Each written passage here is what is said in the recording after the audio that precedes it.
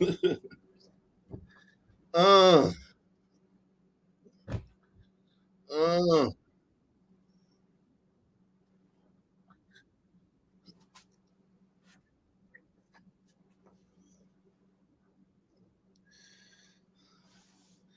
uh,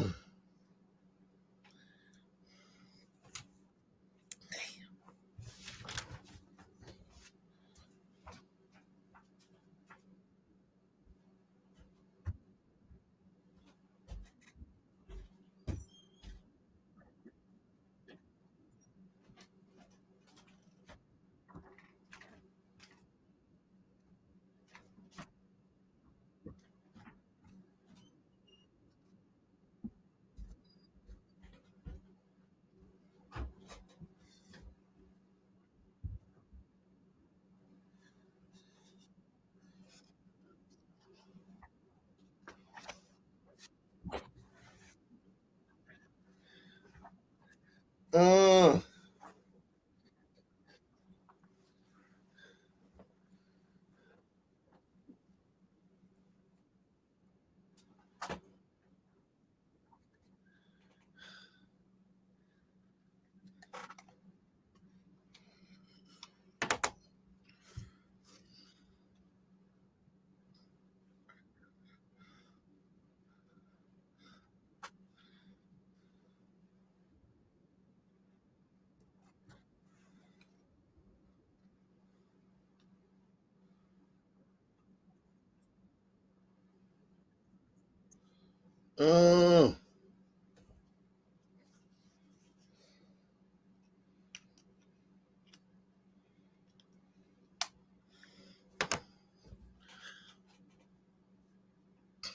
What's happening, man? Oh, great show for you guys tonight, man. We got a great show, man. Let's get 200 likes, man. Let's go for 200 likes early, man. 200 likes, man. 200 likes.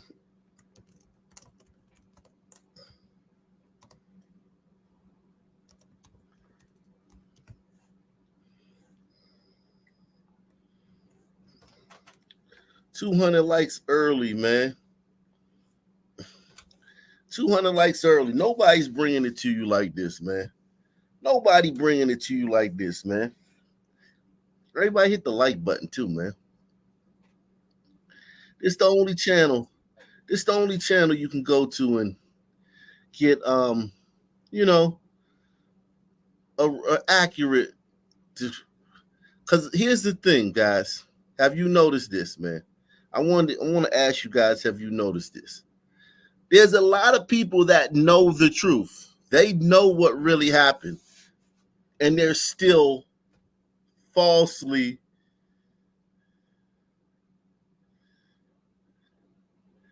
and they're still falsely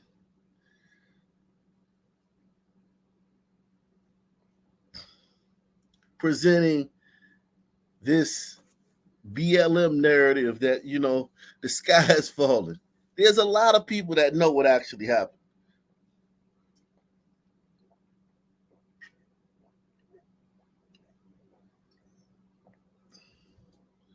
There's a lot of them.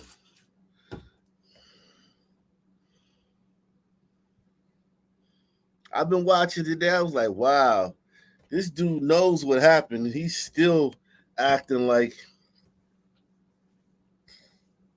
well, this chick, she knows what happened, and she still prefers to.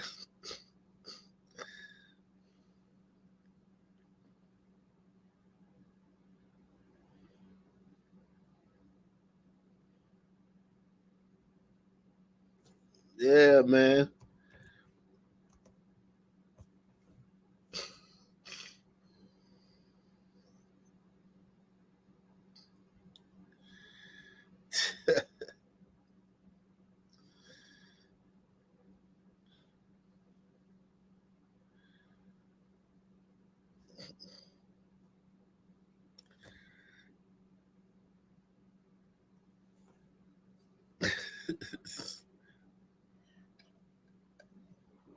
Yeah, facts. That's facts. We do that. Even when we know, even when we know, man. Even when we know. Even when we know that shit was wrong. We still going.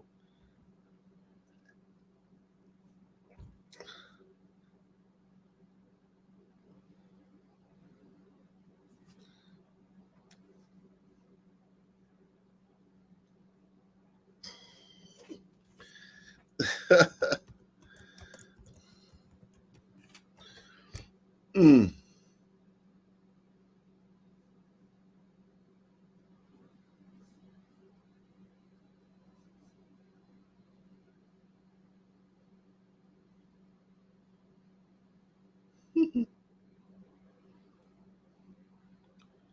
Wow. You can't even look up Sonya Massey on Twitter, man. It's been corrupted. The whole Sonya Massey thread has been corrupted. Wow. Elon gonna have to do something about this, man. This whole Sonya, you type in Sonya Massey's name, you might as well be typing in XXX videos, man. God, dog.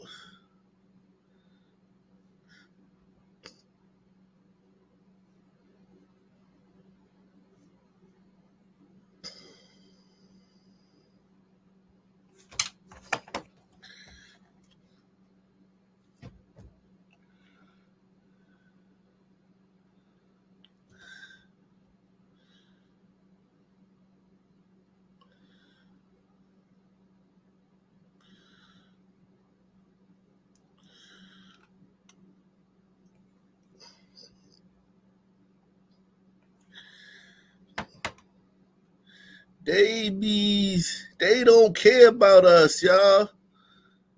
Hey, y'all, they don't care about us, man. They don't care about us, y'all.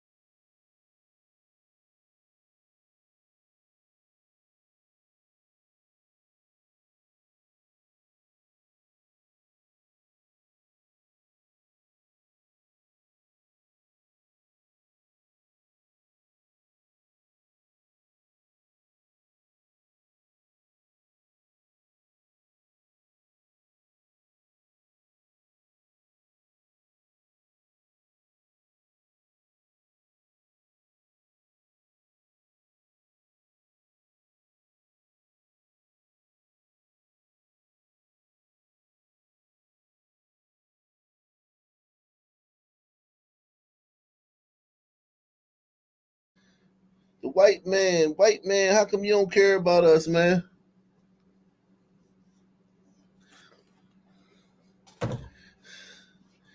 Why you don't care about us, white man?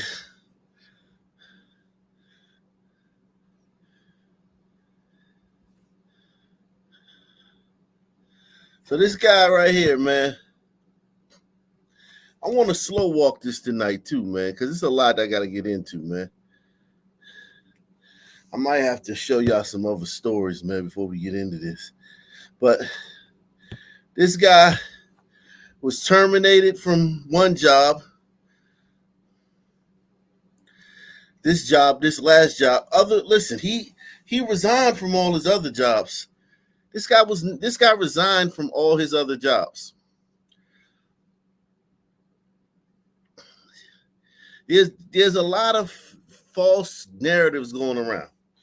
I'm not here to take up for this guy. I'm just here to tell the truth. And I'm here to give my opinion and try to find the facts. I've heard all day that this guy been fired from 6 different police officers. How was he a police officer? He been fired 6 times. So I had to do some research. And apparently, this was the first job he's been fired from. He resigned from all the other ones. He resigned from all the other ones. Now, could he have been forced to resign? Maybe so. We don't know. Could have been forced to resign. We don't know.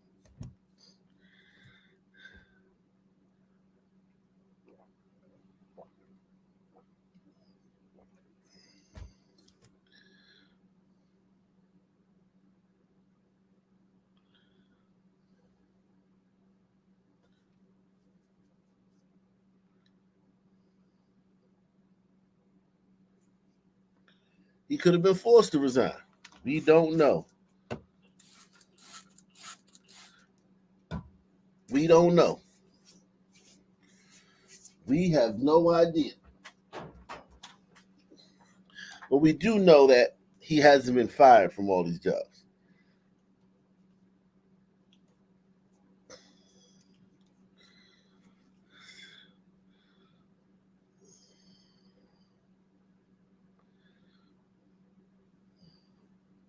How do we know this is a bad cop? I mean, how do we know any of this stuff? Any of these narratives, how do we know? How do we know he's a bad cop? And I'm not saying he's a great cop, but how do we know? How do we know?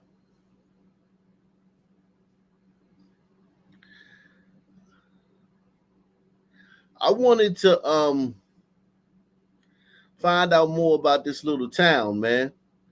This little county, man. Sangamon County, man. Everyone hit the like button, man. Everyone out there smash that like button, man. I need everyone out here to smash the like button.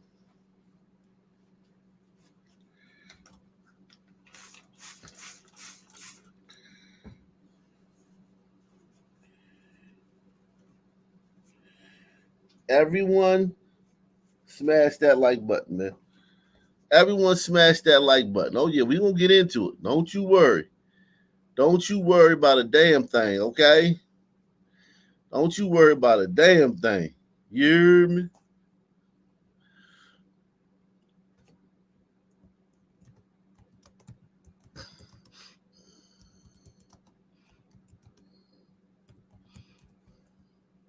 Don't you worry about a damn thing. We're going to get into it. Everybody hit the like button.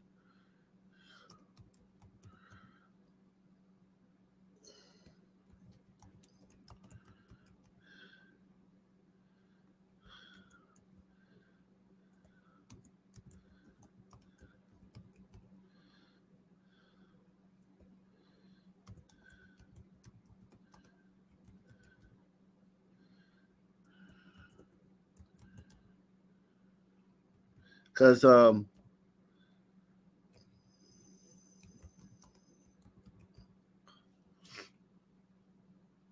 we got a lot to get into, man.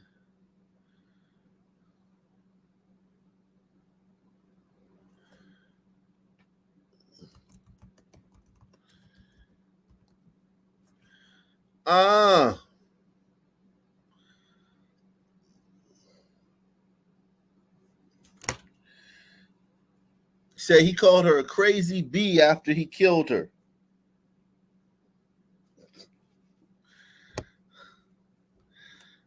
And so did her daughter. Her daughter called her a crazy bee. Her daughter said she's a paranoid schizophrenic. Her daughter called her a crazy bee. Daughter said she is paranoid schizophrenic.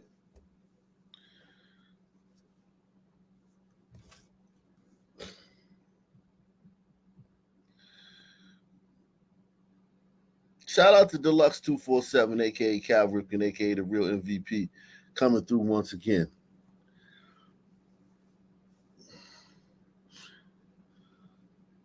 Let's see what's going on in Saginaw, man. Sangamon County, man. I want to know what this county's like, man. I want to know what this county's like, man. Somebody in the chat, man, post the demographics, man. Somebody in the chat post the demographics of this town.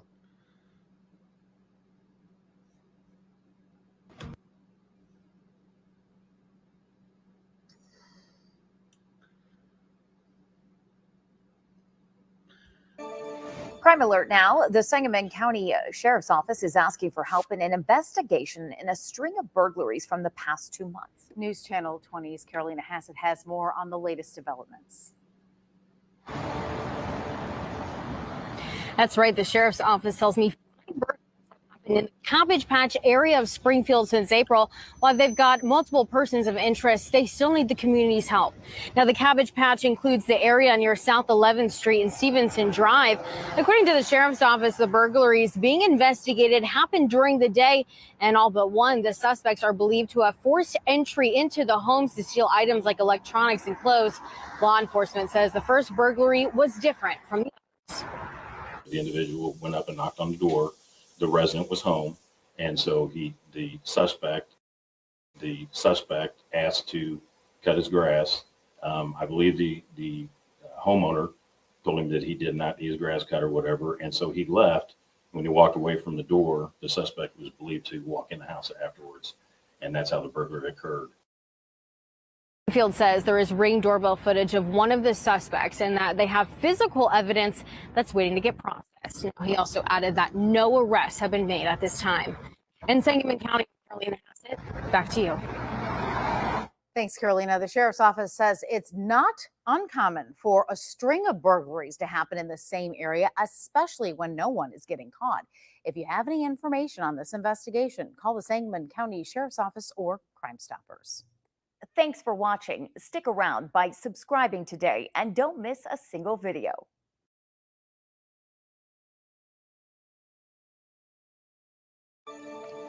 Well, now to a safety alert. The Sangamon County Fair is set to kick off tonight, and law enforcement has taken several measures to ensure a safe event. Fox Illinois' Carson Gordy joins us live at the fairgrounds with the details. Carson. Earlier today, I met with Sangamon County Sheriff Jack Campbell, and he discussed how he was going to help make the Sangamon County Fair safe for the event.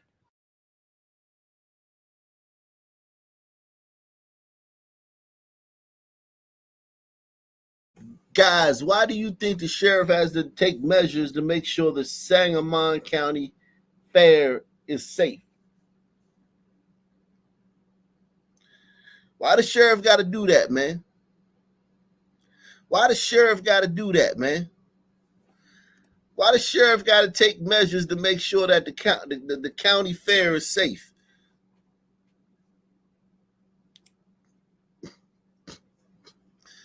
Huh?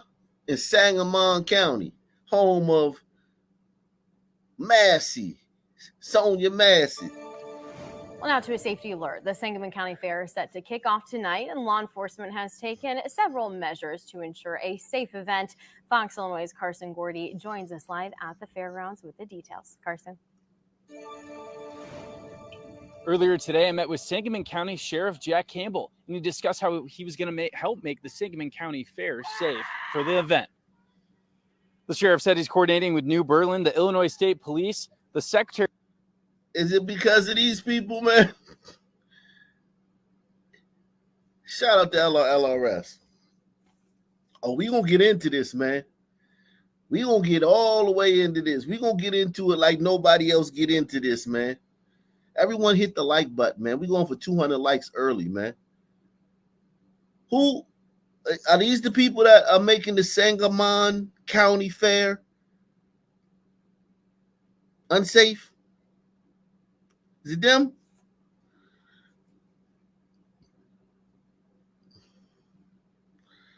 Secretary of State Police to see how many officers will be needed for the event.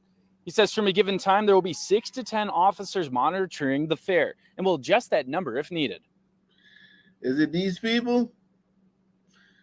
These are the people that, you know, we need a shitload of officers at the fucking state fair because of these people. That number if needed. Just impossible for us to kind of predict the attendance, what kind of problems are going to be. You know, we'll look at maybe the band that may be playing and determine what kind of crowd that could draw in. So there's a lot of things going. We'll look at the band that might be playing and determine what kind of crowd that can draw in. Damn, they speaking in. They dog whistling, man. Whistling Dixie, man. This dude whistling Dixie out here, man. coded language, man.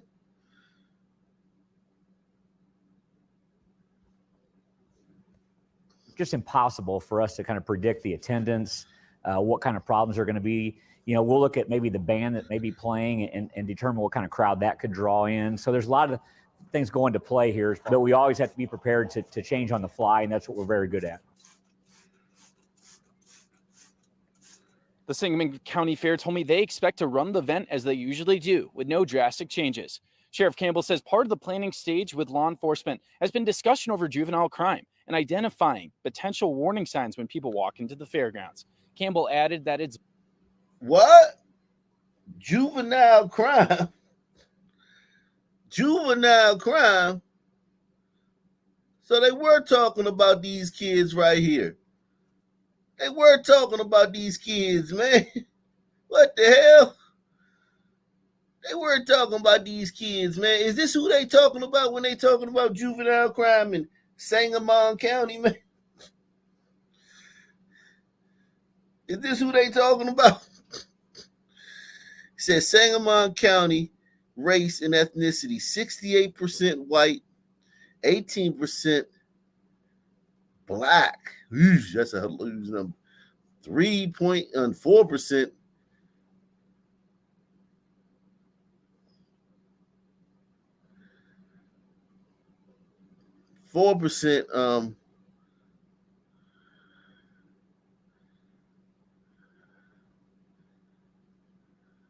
Hispanic.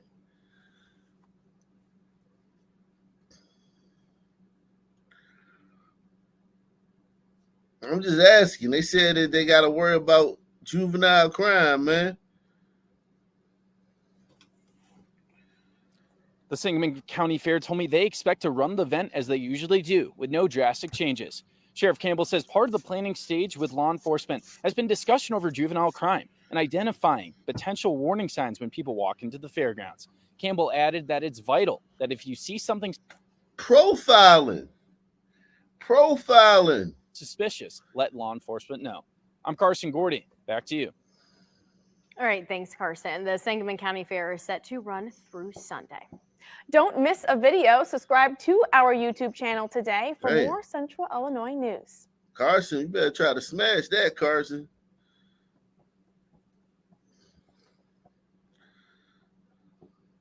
Crimes across two categories grew in one Central Illinois county, but one of them saw the biggest uptick. WCI3's Theodora Colvaris live in Springfield. So, crime is up in Sangamon County. Theodora, which one are we talking about? Brandon. Hey, maybe that's why Sonya Massey called the police, man. Maybe she thought there was a prowler. Maybe she's paranoid about all the crime in Sangamon County. Who thinks that, man? Do you think Sonya Massey was paranoid? Because she's a paranoid schizophrenic. We know Sonya Massey is a paranoid schizophrenic. Could she be paranoid about all the crime? Is that what could have possibly happened? Could Sonya have been paranoid about all the crime? She's a paranoid schizophrenic. That's what her daughter said. Daughter said she's a paranoid schizophrenic. Could Sonya Massey have been paranoid about all the crime? Brandon, the Sangamon County Sheriff says it's crimes against property, and that includes things like robbery, burglary, and motor vehicle thefts. They went up nearly 13%. In 2022, there were 1,112 of these types of crimes reported. Last year, there were 1,254. The sheriff says there are a couple of reasons for this. Part of it has to do with people being released from the Department of Corrections who have committed those kinds of crimes before and doing it again. He also believes the end of cash bail, which went into effect in September, played another factor. I think the city police has had a couple cases where somebody that was released on no cash bail went out and committed another crime very quickly. And then here at the county, we've had somebody that was released with no cash bail that went out and threw a rod through the front of the county building. So those are just a couple examples of things that have happened that we think does play a role. Within that category, crimes associated with burglaries and breaking and entering saw the biggest increase at nearly 74%. 164 were reported in 2022, and last year there were 285. The next was destruction of property at around 19%. Now, one category of crimes did go down, and those are crimes against persons by about 3%. Those include offenses like murder, sex crimes, kidnapping, and assault-related crimes. Murder went down 3%, man. That's great, man. Awesome. Reporting live in Springfield, I'm Theodora Coulivares, WCIA3, your local news leader. All right, Theodora, thank you so much. What's going on, guys? I'm Steve. Welcome back to the channel. Welcome back. Shout out to this guy, man. I was watching this video earlier, man. Just following her death at the hands of a Sangamon County Sheriff's deputy. Body camera video shows the deputy shooting and killing Massey in her home after she called 911 to report a prowler in her neighborhood. And WGN's Angelica Sanchez joining us live tonight with the very latest. Angelica. Well, guys, following the release of yesterday's disturbing body camera footage, the Massey family says they want a deeper investigation into the shooting and how deputies handled the aftermath. They seem to not have been told the truth at the very beginning. Civil rights attorney Ben Crump says there are many questions left unanswered in the deputy-involved homicide of 36-year-old Sonya Massey. Massey was shot and killed inside her home on July 6 after she called 911 to report a suspected prowler in her neighborhood. Video shows she spoke with deputies. When she went to remove a pot of boiling water from her stove, she's heard saying, "I rebuke you in the name of Jesus." Where are you going? Away from your hot steaming water. Away from hot steaming water? Yeah. Oh, I rebuke you in the name of Jesus. I rebuke you in the name of Jesus. Better not. I swear to God, I'll shoot you right in your face. Sangamon County Deputy Sean Grayson pulls out his gun as she apologizes and tries to take cover. We are pausing the video as Deputy Grayson fatally shoots Massey in the head. Deputy Grayson has since been fired from the sheriff's office and has been charged with murder. In an email to WGN, the Department of Justice tells us they are assessing and tracking the criminal case opened by the Sangamon County State's Attorney. When I got to the scene, the officer notified me that it was under investigation. We knew that she had problems with her neighbor. Not once was I told that the officer. Hold on. She had problems with her neighbor? Not Sonya, man. Sonya had problems with her neighbor. So she called the police about a prowler. She had problems with her neighbor. There's a car with a busted window sitting in her driveway. Follow me now. She's got problems with her neighbor. She called the police about a prowler around her house, and there's a car in her driveway with a busted window.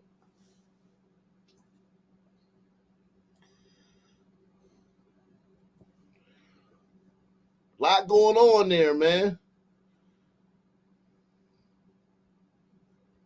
And charged with murder. In an email to WGN, the Department of Justice tells us they are assessing and tracking the criminal case opened by the Sangamon County State's Attorney. When I got to the scene, the officer notified me that it was under investigation. We knew that she had problems with her neighbor.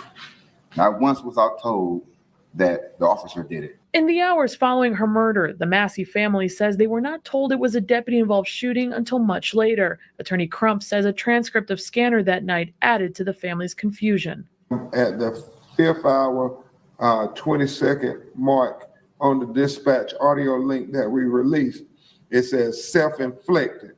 And then they say, okay, thank you. Now, we needed to be investigated. Massey's family is also calling for the Sangamon County Sheriff to resign for hiring Grayson in the first place. State records obtained by our Nexstar sister station, WCIA, show Grayson worked at 6 different law enforcement agencies within a 4-year period, and that he has 2 misdemeanor DUIs in his background. County officials said they were aware of his DUIs due to a required background check, but to their knowledge, Grayson had not been fired from any previous jobs. If it were not for that camera footage, we as a people, they would have lied and they. We as a people, man. This is about black people, man. This is about us as a people, man. Everybody hit that like button, man. I'm trying to get 200 likes early, man. 200 likes early, man. Early, man. Early, man. We gonna get all the way into this tonight, man. I'm gonna bring y'all up, man, but I gotta lay the groundwork first, man. Let's get them likes up, man. They lied their way right out of this. So he needs to resign.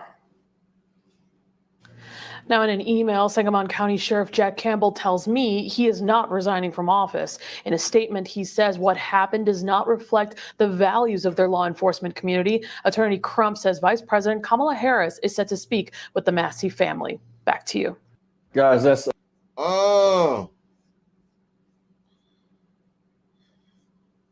Kamala. She about to speak to the family, man. Kamala's about to speak to the family, y'all.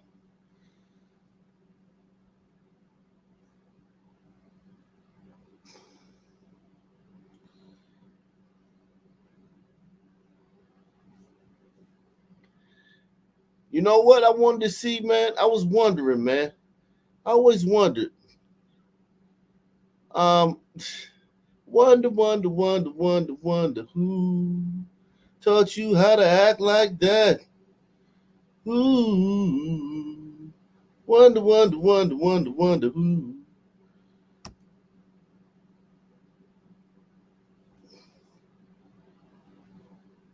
Last year, they peaked at almost 40.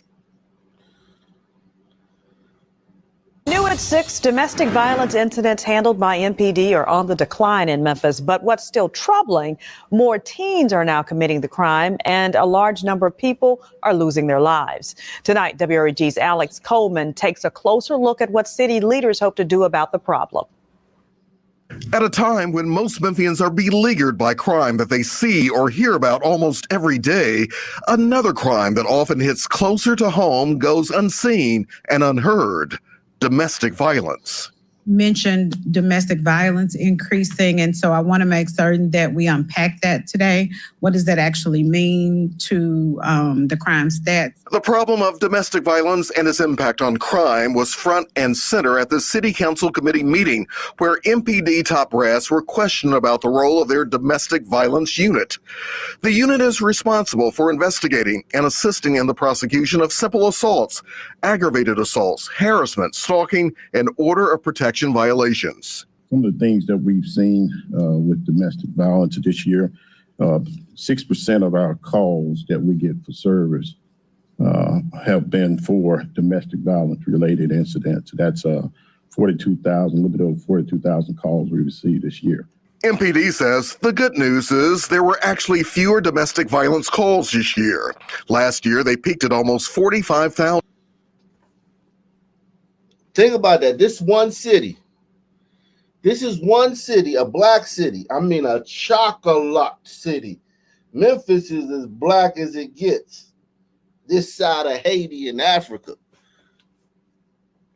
And back-to-back years, man, they had 45,000 and 42,000 domestic violence calls.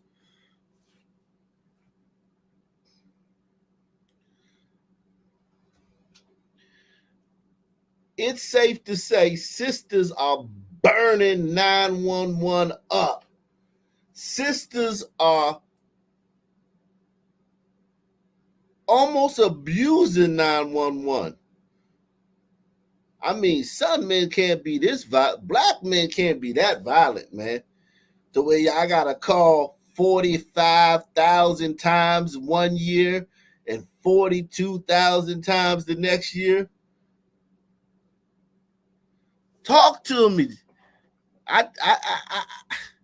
What's up, chat? Is it a black men that violent, or are sisters abusing 911?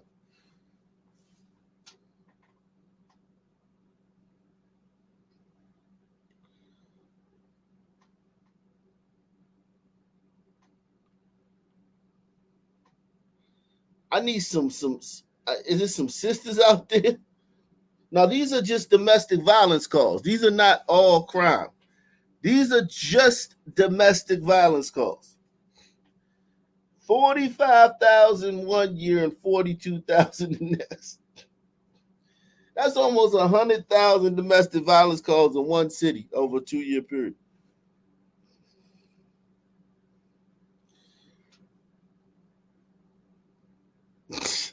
Somebody said both.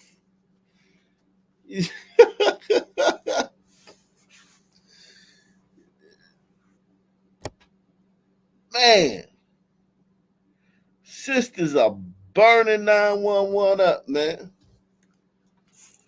Damn, sisters.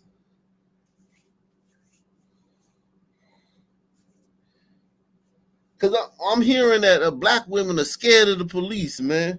After Sonya Massey, man.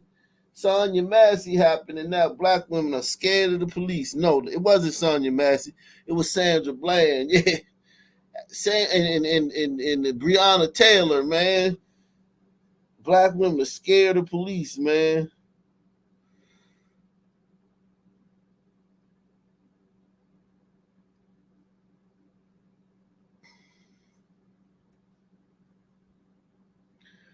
Wow.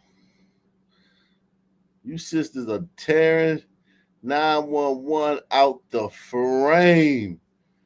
And it's like this in every city, man. It's like this in every single city, man.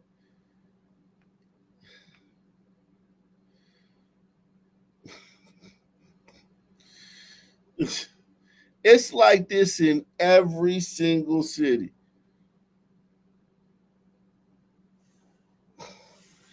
That's a lot of domestic violence calls, man. That's almost unreal, man, for one city. And this isn't like New York City or Los Angeles. This is 600,000 people in this city, man. This is not a huge city, man. This is a medium-sized city, man.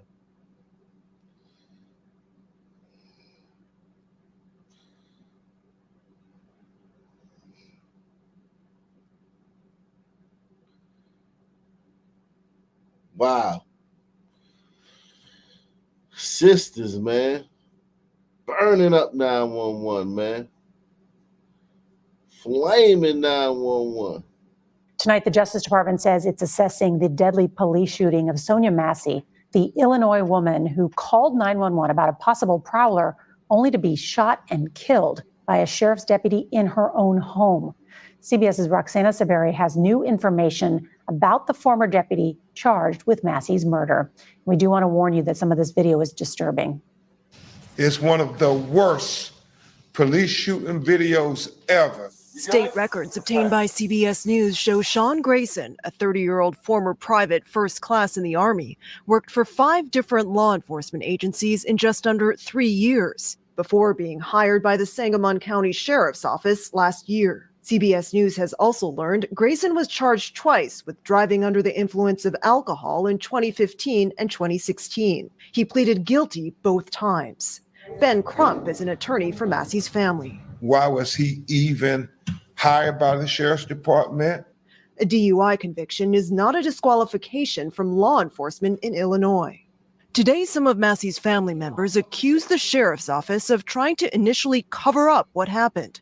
Now, Massey's father is demanding Sheriff Jack Campbell resign. I think it's a culture to treat this family this bad. If it were not for that camera footage, they'd have lied their way right out of this. So he needs to resign. What took you so long to answer the door? This comes a day after the release of body camera video revealing the moments just before Grayson shot Massey in the face. Oh, I rebuke you in the name of Jesus. I rebuke you in the name of God, I swear to God, I'll shoot you right in your face. Okay, I'm sorry. Drop the You only watched a little bit of the video. You had to stop. Yeah, I can't finish it. Massey's 17-year-old son, Malachi, and her mother, Donna, say they're still in shock. This can't be real. I don't know how this could be real. I'm sorry. In an email to CBS News, Sheriff Campbell said he will not be resigning. Grayson has been fired from the sheriff's office. He's being held in jail without bond and has pleaded not guilty. Man, you know what I always wanted to know too, man? I'm a curious feller, man. I wanted to know, like, what happens when you get burnt in the face by boiling water, man?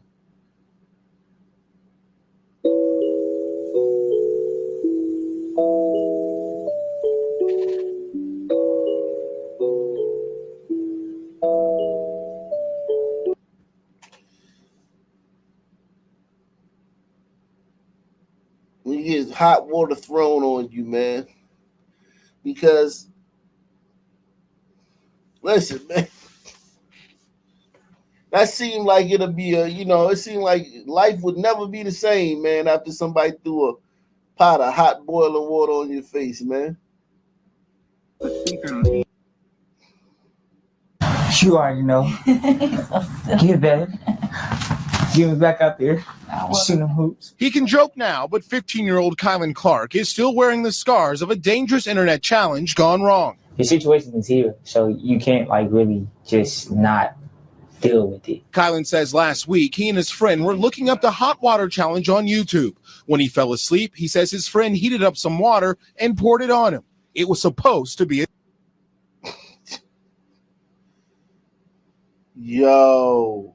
the hot water challenge on YouTube. When he fell asleep, he says his friend heated up some water and poured it on him. It was supposed to be a joke. So then I came to my senses, the water got hot, and I just got up and I ripped my shirt off. Kylan ran to a bathroom to try to escape the pain.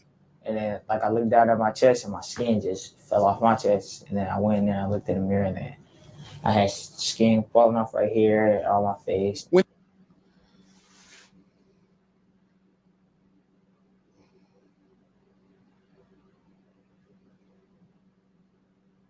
Yeah.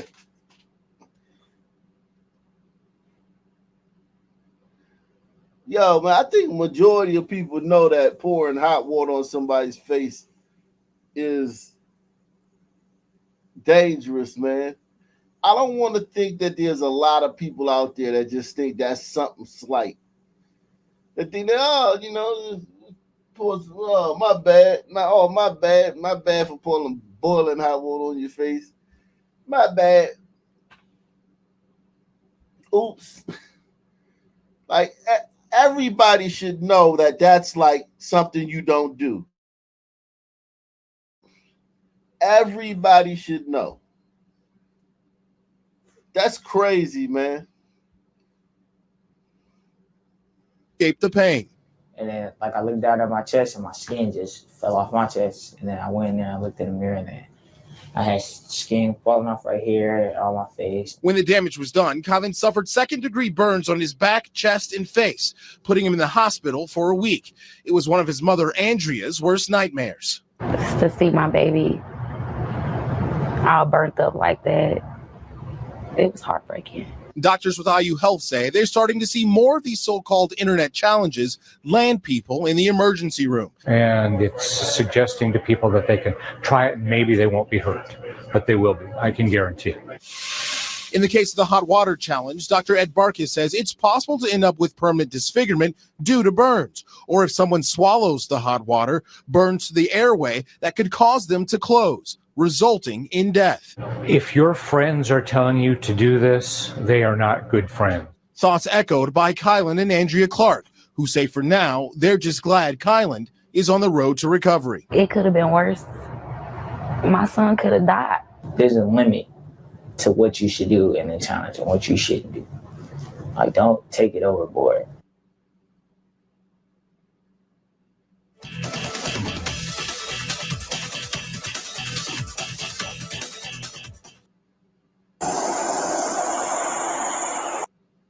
Man.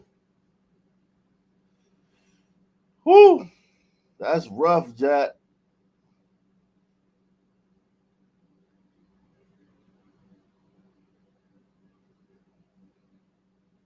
I wanted to review the beginning of this body cam. Just the beginning, man, because there's some things that happened in this body cam that people didn't catch early on, man. some things early on in this body cam that people didn't catch.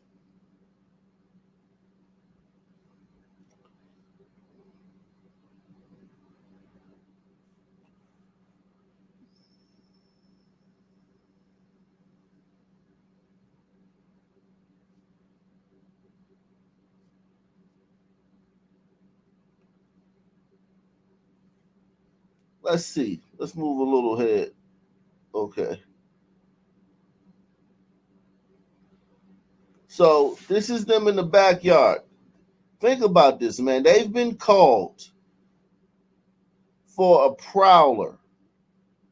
They show up. They show up and start looking in the backyards for a prowler.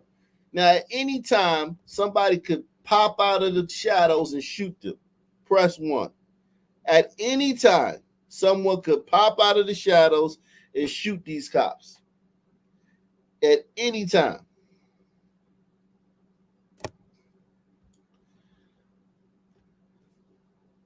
This woman called, said, "Hey man, there's a prowler around my house." These guys show up and look for the prowler. What if there was a prowler and it's a sun man? That interaction could turn bad. What if it was just some sun men hanging out? What if it was just some...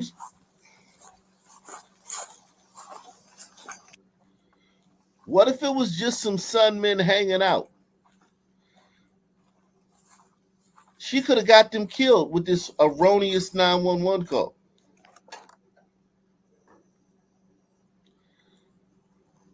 What if it was some sun men just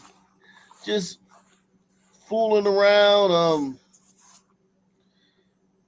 smoking a little weed, drinking a little malt liquor, and the police roll up, "Hey man, we're looking for a prowler." And then that shit goes left. The sun men say what they say, they get sassy, and then next thing you know, she put the whole community in danger by claiming that there was a prowler around her apartment. Now you got cops walking through, and you got a bunch of sassy sun men in the neighborhood probably gonna get smart or be belligerent or be uncooperative with the sun men if they come across them, if they come across these cops. So I noticed that.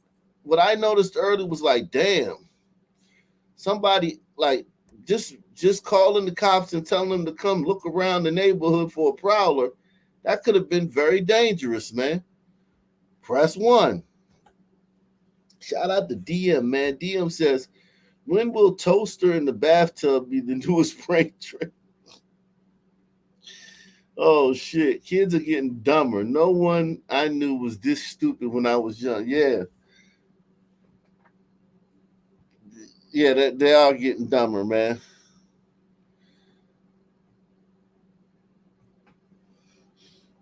She called the cops. These guys showed up and started doing police work. Notice they're doing police work. This is what police do. They're investigating.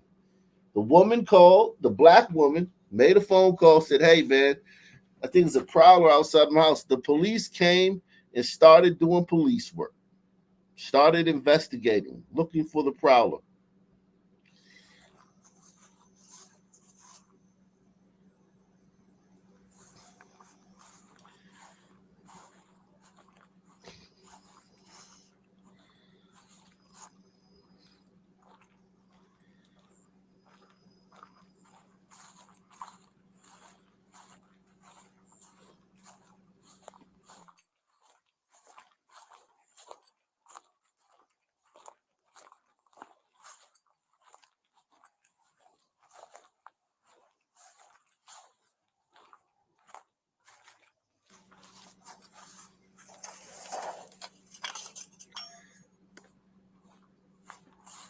And man, let me tell you, I've seen them walk in like 10 people's backyards. These cops are doing a fantastic job. They didn't just come and then go and then just, you know what I'm saying? You know how it, listen, in these black neighborhoods where there's so much crime and so much just BS all the time, all this little drama going on all the time that cops gotta, you know, constantly adjudicate and mediate even when they don't arrest people. These cops could have rolled up and just said, oh man, we looked and we didn't see any prowler. They actually looked through the whole neighborhood for the prowler. Press 1.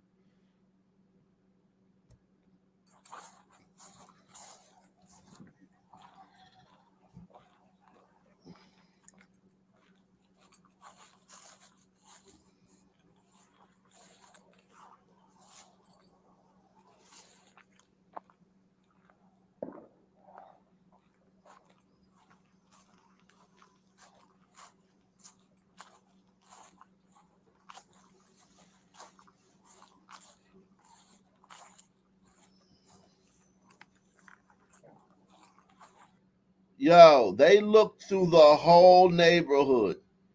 Salute to these cops. They did their job. Some black woman, some crazy ass black woman, called 911 and said it was a prowler lurking around her house.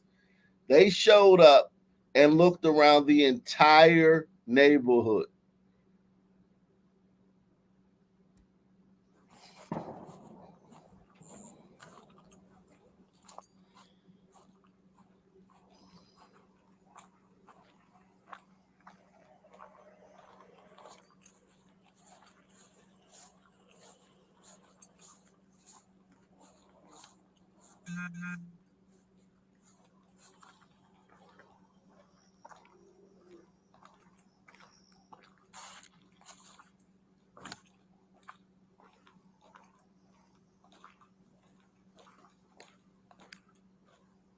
Oh shit.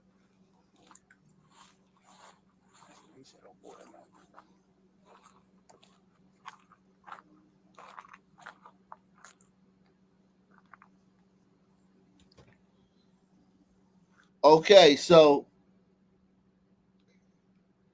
the woman reports a prowler. This woman reported a prowler. After searching the entire neighborhood, they come back to the woman's driveway and they see a window smashed on the car. Chat, is it reasonable for the cops to deduce that this broken window in this woman's driveway could have something to do with the prowler call? Would a reasonable police officer make that connection?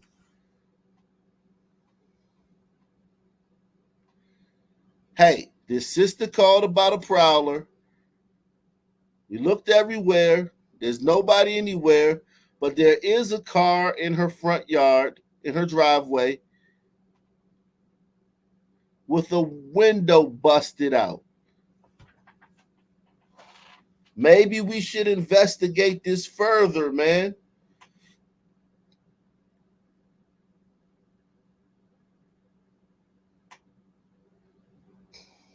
Could have something to do with the prowler call. So now let's go talk to the woman who made the call.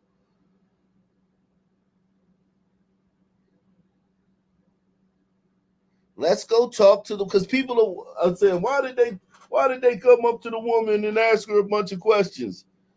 Well, she made a call for 911 saying there was a prowler. They searched the entire neighborhood. There wasn't any prowler anywhere. And then when they came to her front yard, they found a car in the driveway with the window busted out. So it makes sense that, hey, lady who called us, what's up with the car with the busted window in your front driveway?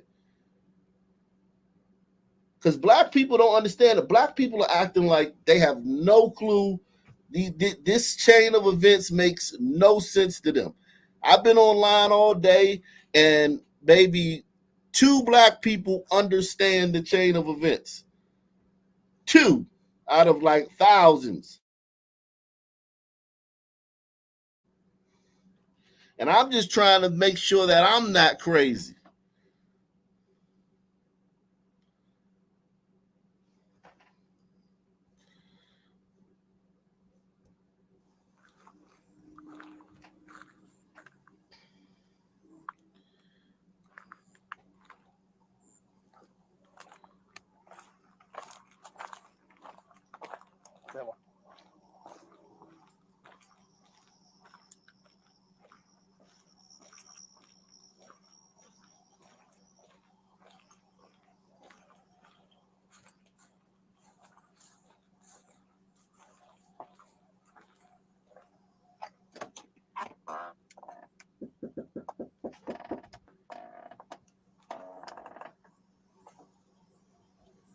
Okay, so they begin to knock on the woman's door.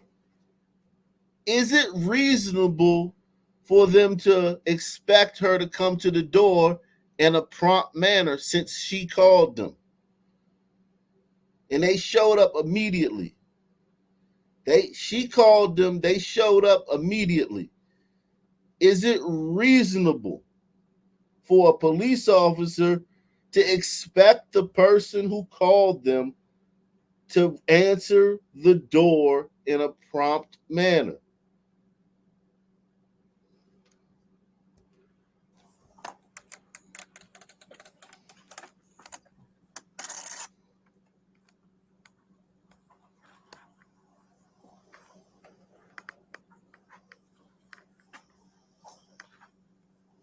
Look, he's still looking. This cop, he's still looking. He's still looking. This is our friend Sean Grayson. He's still looking for the prowler while the other guy's at the door. He's still looking for the prowler.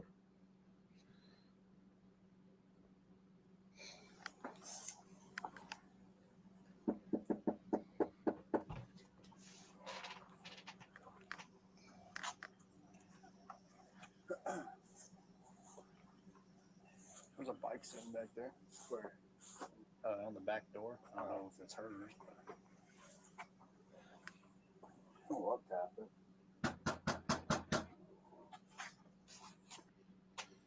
So now, if I'm an officer, man, I want to ask another question. Is it reasonable? A woman's called 911 complaining about a prowler outside of her house. You come, you search the perimeter for the prowler. You don't see the prowler. You then knock, you see a busted window, a car with a busted window in her front yard. You then knock on her door and she doesn't answer. Is it reasonable for a cop to start to think, is the prowler inside now? Is this woman in danger? Did the prowler enter her house? Is she in danger? Is that why she's not answering the door? Is it reasonable? Given the chain of events. Would that put the cops in a heightened state of awareness?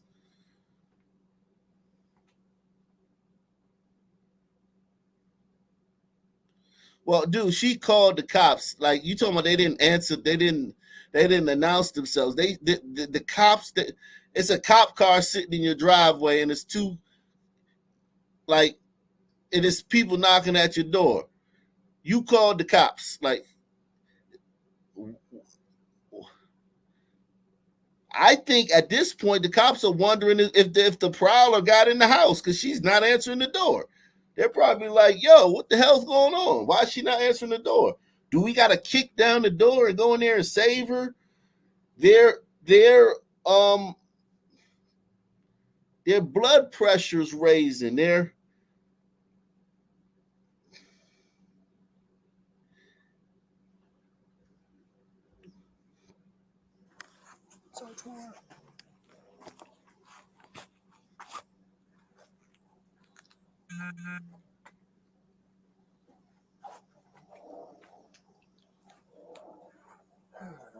Pretty nice to make contact with her, because someone threw a brick to her.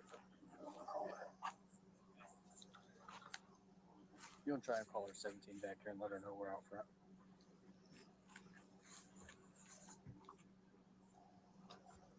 Yes, mess that up good.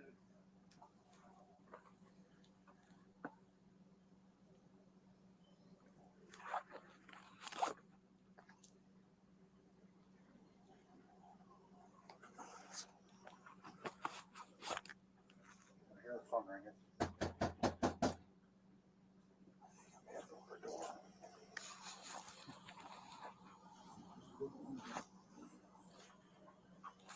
You didn't see anybody out walking out? No, not when I came in. I didn't see anybody out.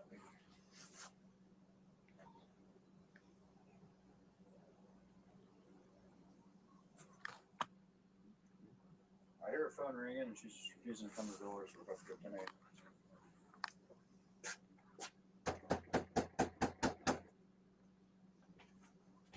She's dead, man. Oh, let's hope not. Is this a ring doorbell? Yeah, it doesn't work though.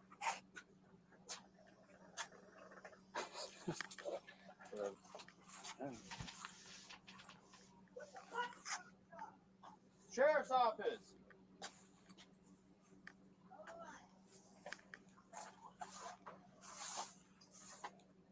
Two houses down. I think. Oh no, it's right here. Drugs up.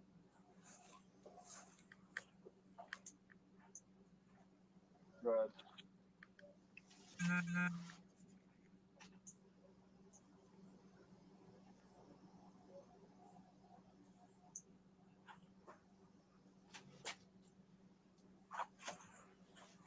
She was yelling inside. Still hold on. You coming to the door or not? All right, hurry up. Now, some people were upset that he said, "You coming to the door or not?"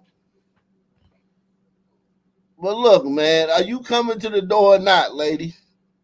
Like, what's good? Are you okay? What's going on? Yeah.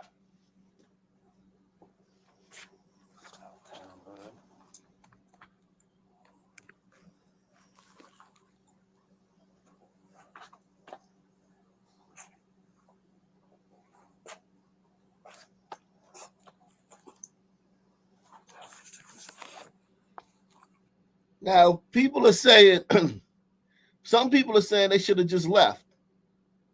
Some people are saying they should have just left. Now, here's the thing. What do you guys think would have happened if they just left and the prowler was inside holding the woman hostage, telling her to throw the cops off? Bitch, got a gun to her head. Bitch, tell the cops to leave. Tell them you all right. Tell them you don't need no more help. And the prowler harmed that woman. What do you think would happen if the cops just left? There's a prowler on the loose. Even though we know that she made it all up, but the cops don't know this at this point. There's a prowler on the loose. What do you think happens if the cops just leave? And it really was a prowler, and some black woman got harmed by a prowler, and some white cops didn't come and do their job.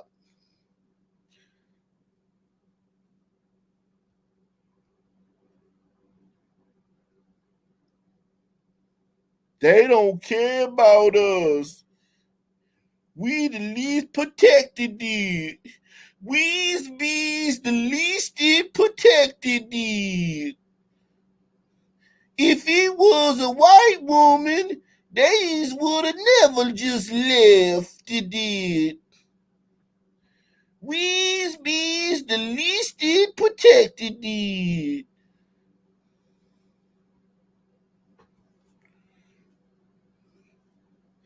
So I think the cops did a good job not leaving.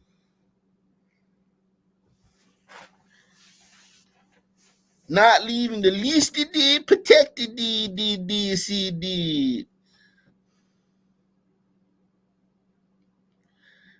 There's a prowler on the loose. There's a busted up car in the driveway.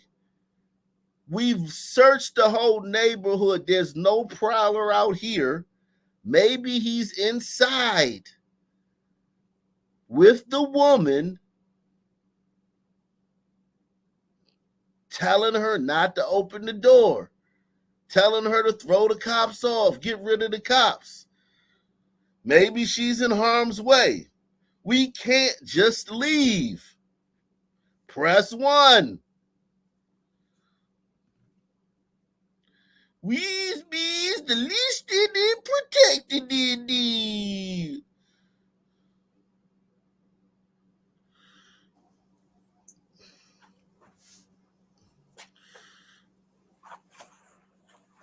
She was yelling inside. Supposed to hold on. You come in the door or not? All right, hurry up.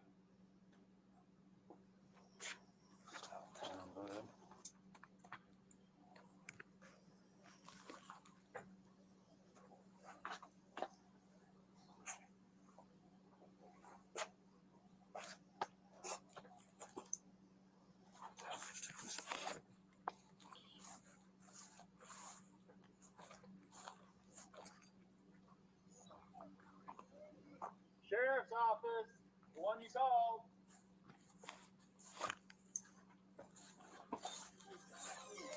Somebody is down here, and I need to down here. Please don't hurt me, y'all. Oh, it hurt you. You called us. Okay, please. So what'd you hear? Somebody outside my house, y'all. Is this your car over here? What you hear? Somebody came by my house, y'all. Okay. So she's confirming that there was a prowler, even though we know she's probably lying.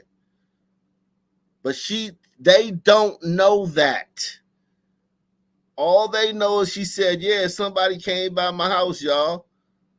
So the next question the cop asked now, is that your car with the busted window? Listen, so far, everything they've done makes sense to me, man. Because we're hearing about how aggressive. I was online today, it was talking about how aggressive and supremacist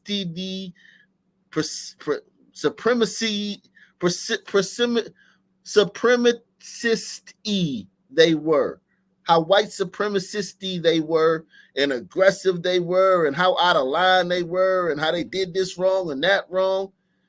Yo, everything they've done so far makes absolute 100% sense to me, considering they don't know the backstage. They're looking at it in real time. They're not us looking back on it. Press 1. How do I know she's lying about the prowler? Well, they searched the whole entire neighborhood for the prowler. Then they went in her house. The prowler's not outside. He's not inside. Maybe the prowler busted her window. Who knows? I think she's lying. I didn't say 1,000% she's lying. My inner intuition tells me she's lying about the prowler. Her daughter said she's a paranoid schizophrenic. The one you called.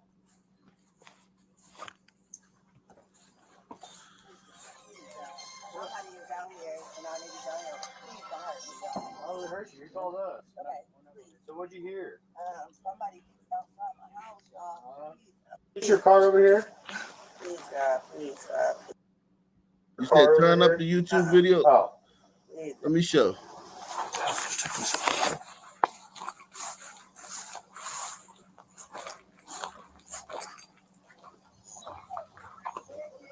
Sheriff's office, the one you called.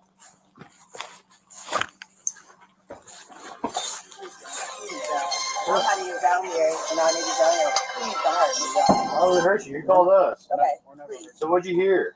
Somebody outside my house, y'all. Please, Is this your car over here? please, God, please, God, please. Is this your car over here? Uh-uh. Oh. That's not your black. So that's not her car. So there's a busted up car in her front yard that doesn't belong to her.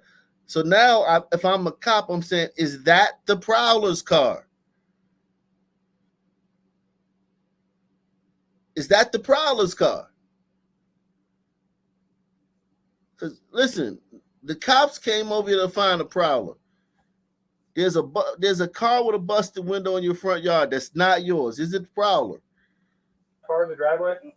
Oh, well, we checked your yard. We walked around the whole block. We didn't see anybody. Right, we don't. We checked the whole area. There's nobody out walking around. I know, y'all. Please, God. I'm trying to get help, y'all, but What do you need help with? nothing. Please, God. I don't know what to do. So now she's talking vague, incoherent bullshit. So if I'm the cop, I'm like, is the Prowler in the house? Does he have her? Does she have kids?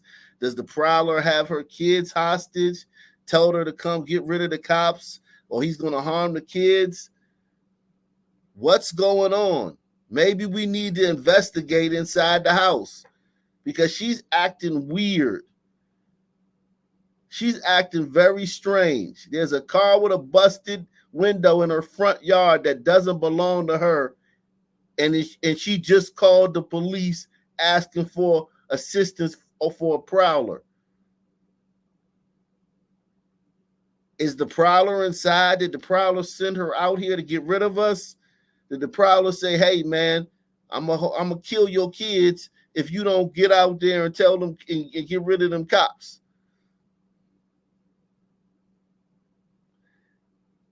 Anything could be going through these cops' mind. Because people are like, why did they go inside the house? They shouldn't have went inside the house, man. We's the most least protected they did. And it's like, yo, the way she's acting is so crazy that if I'm a cop, I'm just going to go in to make sure there's nobody inside, like holding her and her family hostage or nothing.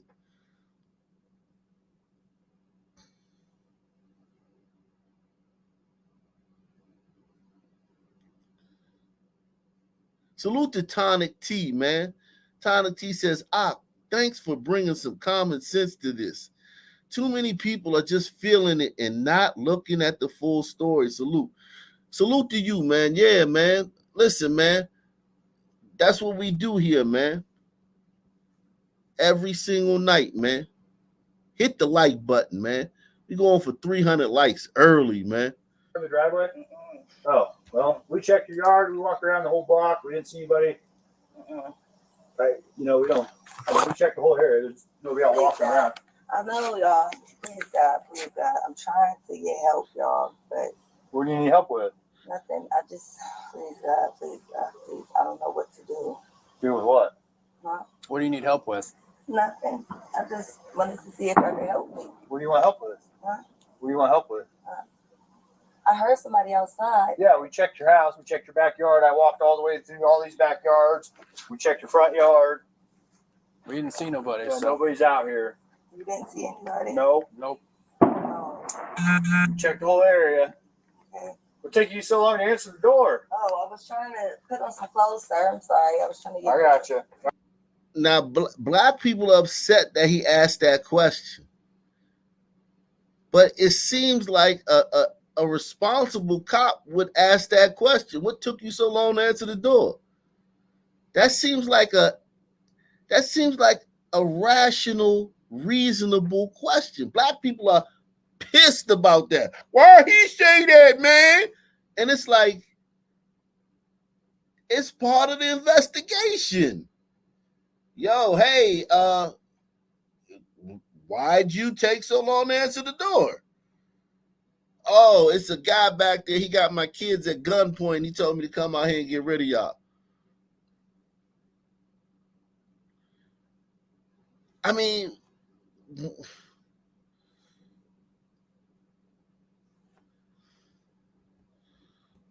All right.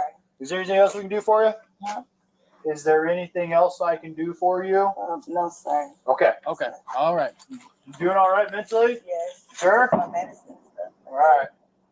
Okay. I love y'all. Thank She said, I love y'all. Think right now. Okay, the cop asked her, is she doing all right mentally? Another reasonable question, the way she's acting. Now, he should have left here. I will admit, white officers, first of all, white officers, I would never police a black area. Black people, first off, they commit too much crime. So you're going to be working like a Hebrew slave, just dealing with the crime. But then you got to deal with all this extra bullshit from people that you don't really understand like that. Like, he would probably be able to understand some white people. These black people are different than, we're different than white people. He probably doesn't understand her nature, her essence. Like, if I was a white guy, I would never police anywhere that had black people. Ever. Black people are trouble. They're problem children. They will destroy you. Black people, if you try to help black people, they will destroy you. And that's what cops do. They try to help black people. Salute to Sean Dank. He said, $5 challenge. Help these libs in the chat see the whole story. They have been sipping the mainstream Kool-Aid. Yeah, man, listen, man. They're not being reasonable. Those liberals and those blacks, they're not being reasonable. Any reasonable person can see this interaction and see that these cops are the heroes in this situation. Why this woman didn't call Black Lives Matter? Why didn't she call the NFAC, the Not Fucking Around crew, or whatever the fuck? Why didn't she call the damn Nation of Islam? She called the cops, and they showed up immediately and searched the whole area and started doing an investigation into what she claimed happened. These cops are friggin' heroes, man.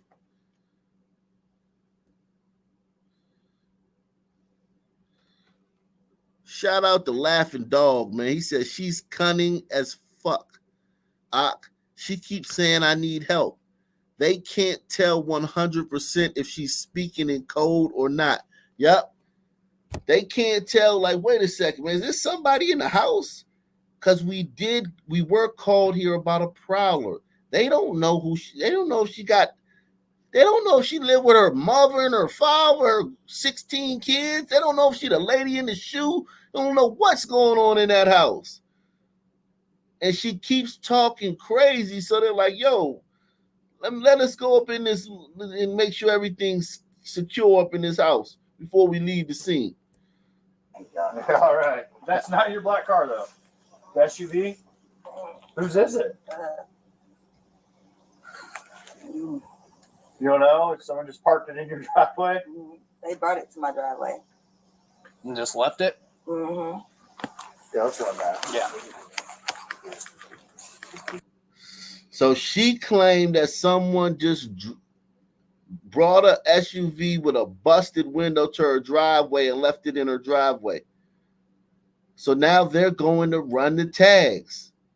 Black people were upset about this too. This is part of the investigation. She said somebody just drove a car with a busted window in her front yard, left it. Maybe it's a stolen car. Maybe they can recover a stolen or a carjacked car. Maybe this can lead them to the prowler. Maybe they can run the tags and the person whose car this is, they can learn more about the situation by finding out whose car that is. Black people were incensed about this. They had no clue why the cops went and ran this tag number. They were like, Black people like, it's perfectly reasonable for them to go run the tag number after she just said that. Whose is it? You don't know? Someone just parked it in your driveway? They brought it to my driveway. And just left it? Mm-hmm. Yeah, let's run that. Yeah. 19, I got a 24. Does anyone else live here with you? Somebody else. David Mary 43556. You got a name? You got an idea or something? Take your name real quick. Attach this. See who we spoke to.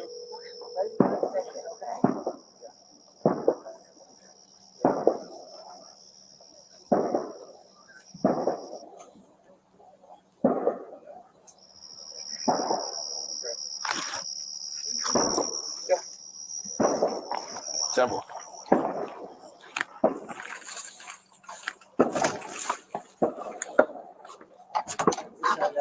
Okay.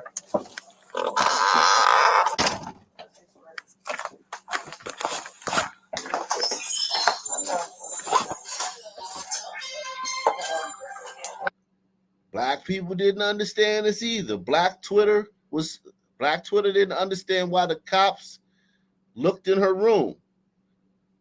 And listen, I know you're like, there's no way. I know you're like, there's no way they didn't understand that.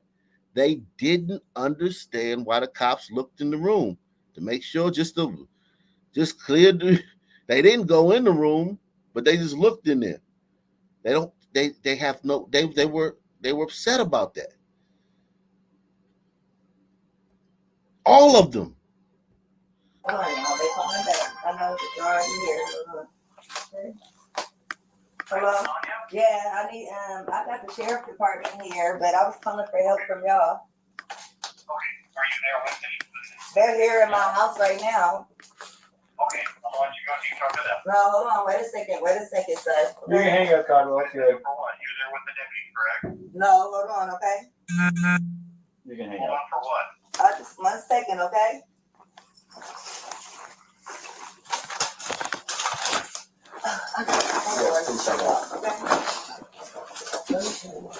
Okay. What's up? I got some paperwork. Can you grab that Bible, please? Yeah. Hey, I just need your name so we can get out of here. Was there any damage previous to your car? See the water, the pot burning? You see the pot? See the pot just a flame, and that pot just a sizzling.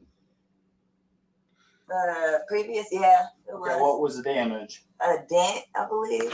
But what about window?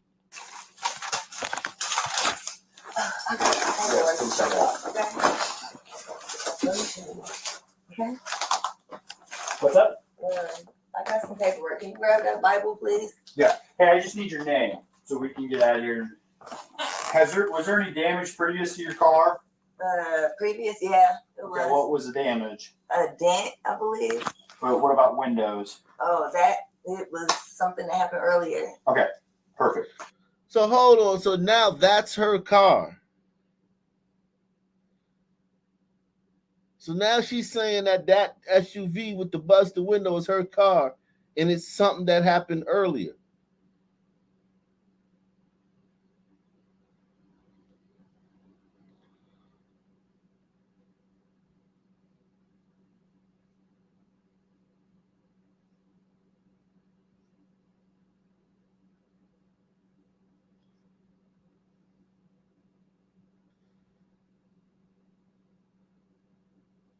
You say, is that a hospital band around her wrist? It sure looks like one. That's what the paperwork is about. She just got out the mental. She just came home from the funny farm. I guarantee you she just came home from the funny farm. That's the paperwork she probably wants to show them. They're here in my house right now. Okay, I'll let you go and you talk to them. No, hold on, wait a second, son. You can hang up, Codwell. It's good. For what? You're there with the deputy, correct? No, hold on, okay? You can hang Hold up. on for what? Just 1 second, okay?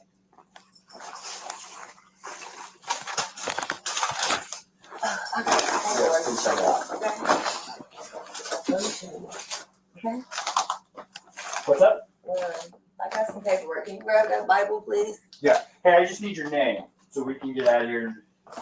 Was there any damage previous to your car? Previous, yeah, it was. Okay, what was the damage? A dent, I believe. But what about windows? Oh, it was something that happened earlier. Okay, perfect. What is your last name? Simple question. Massey. What's your last name? Massey. Massey. Massey. Bye.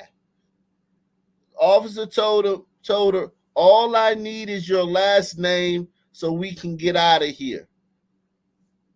Massey. Massey. Bye.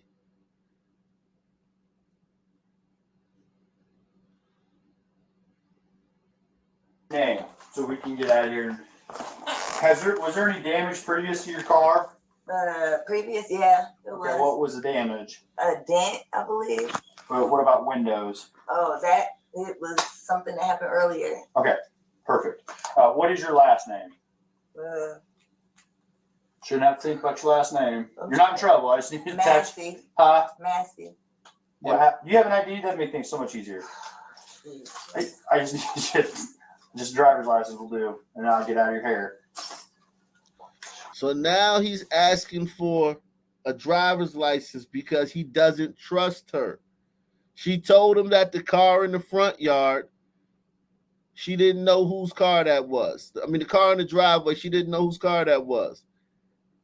After prodding her more, he found out that it is her car.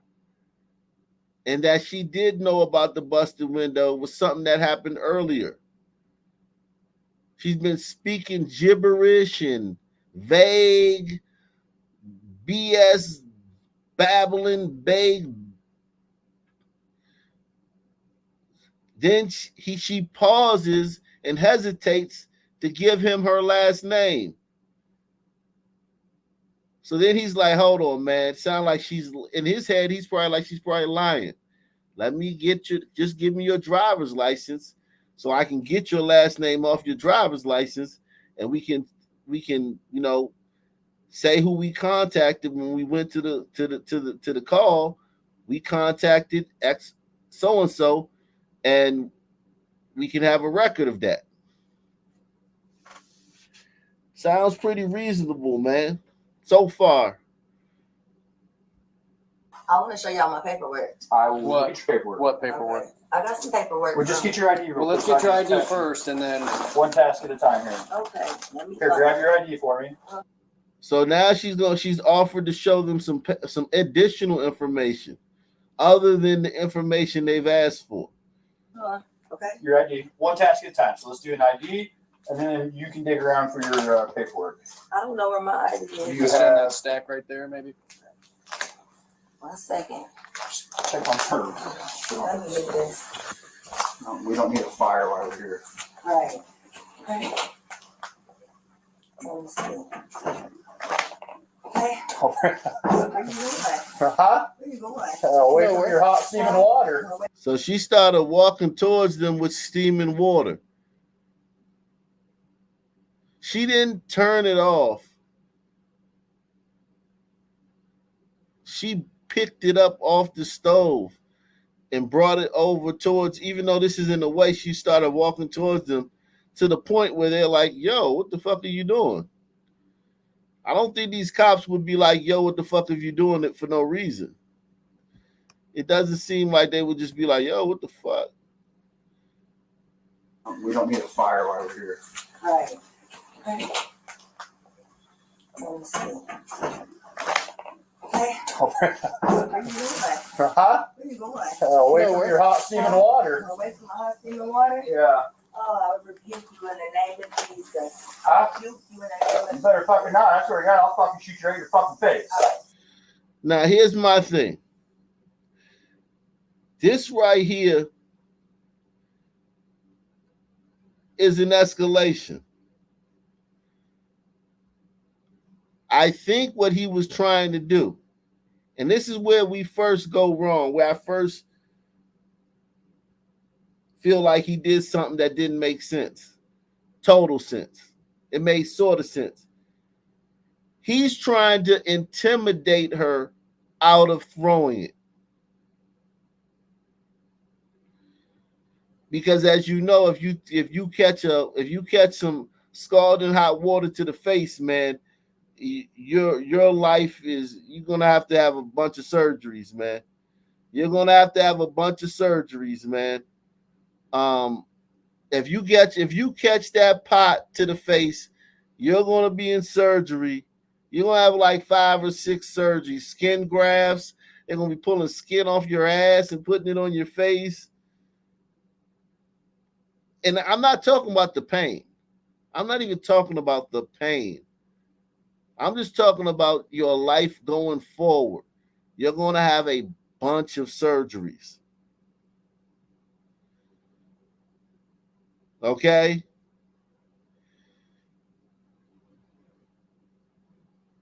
Skin grafts, all types of stuff. I think why he pulled his gun was to intimidate her. I think he knew she was going to try to throw it, because we all know that she ended up trying to throw it on him. We saw that little snippet where she ended up trying to actually throw it on him. I think he knew she was going to try to throw it on him. And he tried to intimidate her out of doing it. Like, bitch, I'll shoot you in your face.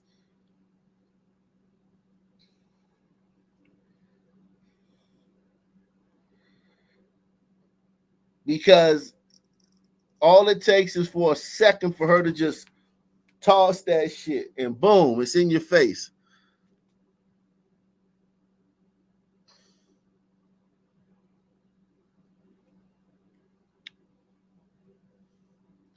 You said, why let her near it? To turn it off. You think he knew when he sent her over there to turn it off that she was going to throw it on him? I didn't get that. I didn't get the energy that he knew that she was going to try to throw a pot of boiling water on him. Their interaction up to that point didn't get. I don't get the energy that she was like. That was like, hey man, this bitch about to throw a pot of boiling water on us. I don't think he thought that was going to happen until she walked towards him, and they was like, yo, what the hell? And then she said what she said, and then it was like, and I think he tried to intimidate her out of throwing it. That's why he pulled his gun. Like, hey, bitch, don't do that shit. You better not do that shit. And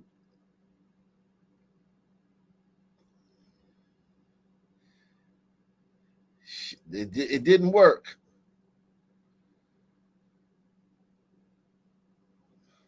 D from Boston says, thanks for looking at this from a logical lens and not an emotional one. You can see something is off with this woman.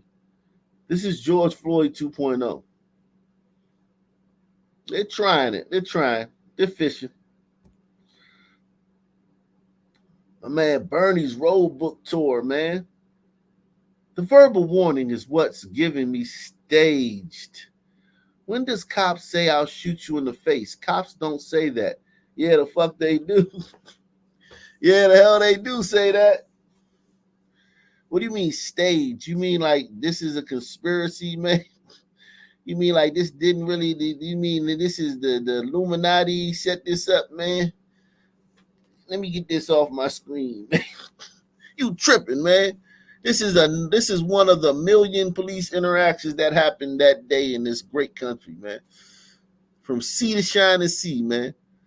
This is just one of them that happened, man. There was a bunch of them that happened that you ain't gonna hear about because nothing happened. There was no black person that died in them.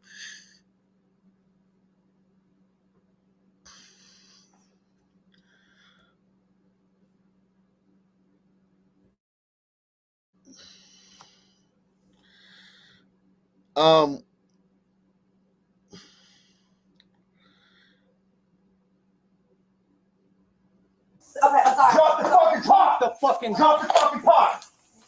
Drop the fucking pot. 19 shots fired. Shots fired. Shots fired. Now here's the thing. Fucking not. I swear to God, I'll fucking shoot you right in your fucking face. Okay, I'm sorry. Drop the fucking pot. Drop the fucking. Drop the fucking. From here, there's no way he could have shot her in the face if she ducked to the ground. That's why when you see, that's why even though we can't see it in this video, it makes sense that even without seeing the other video that she reared her body back up. Because there's no way if she hit the ground, there's no way he could shoot her in the face from that angle. Pot.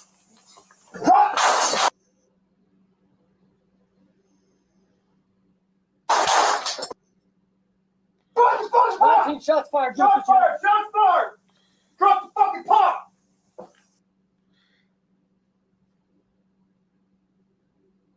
And as you guys know, as we pointed out yesterday,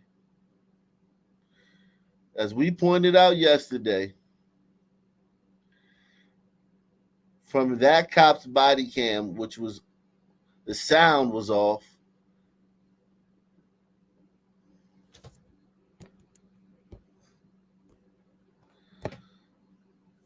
That's her rearing up to throw the pot. That's why he was able to shoot her in the face from that angle, because if she had hit the ground, he wouldn't have been able to shoot her in the face.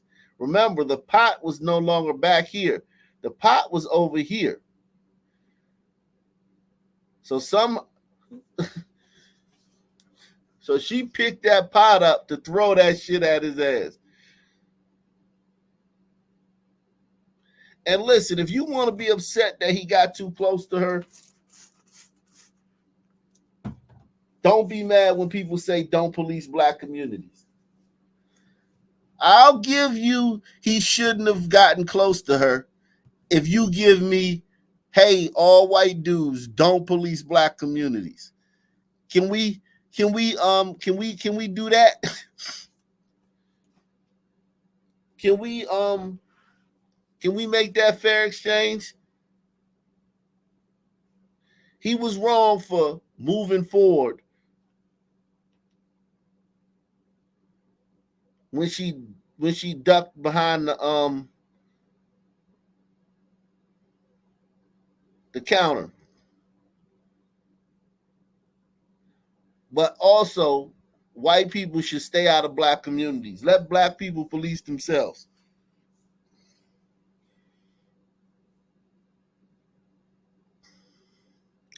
Yeah, that's true. Her hands was up, man. Her hands was up, man.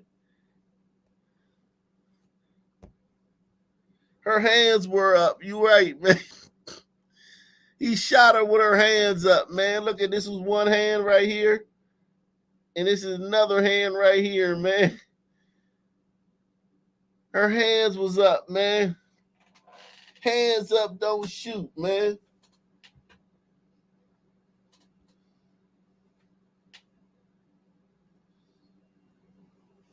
That's a damn shame, man. Let me drop the link, man.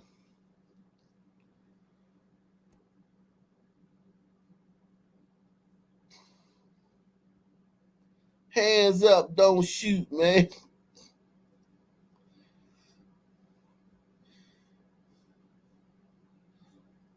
Yeah, man, that cop, man, he violated, man. Her hands was up, man. Hands up, don't shoot, man.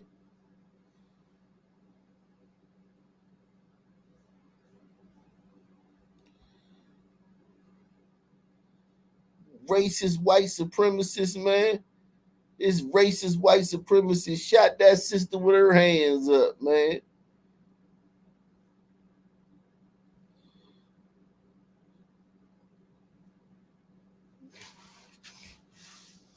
Racist supremacist, man. What's going on, man? Peace, peace.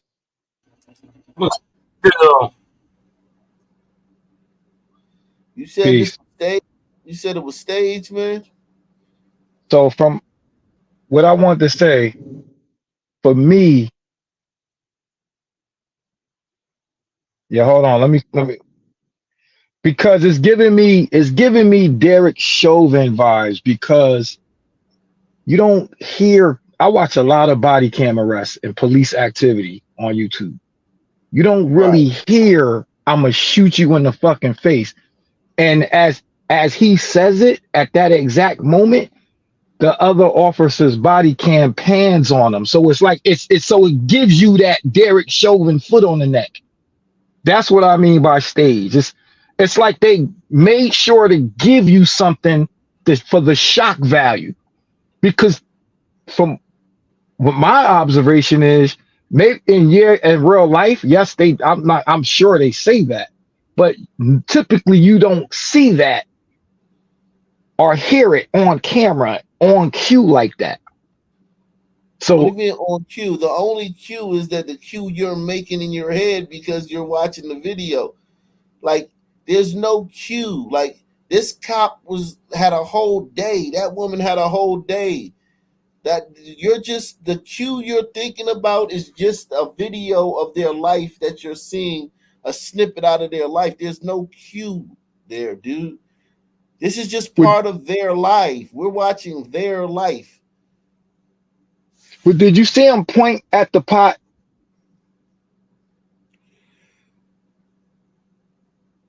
Yeah, I saw him. The pot was bubbling. It So was audibly bubbling.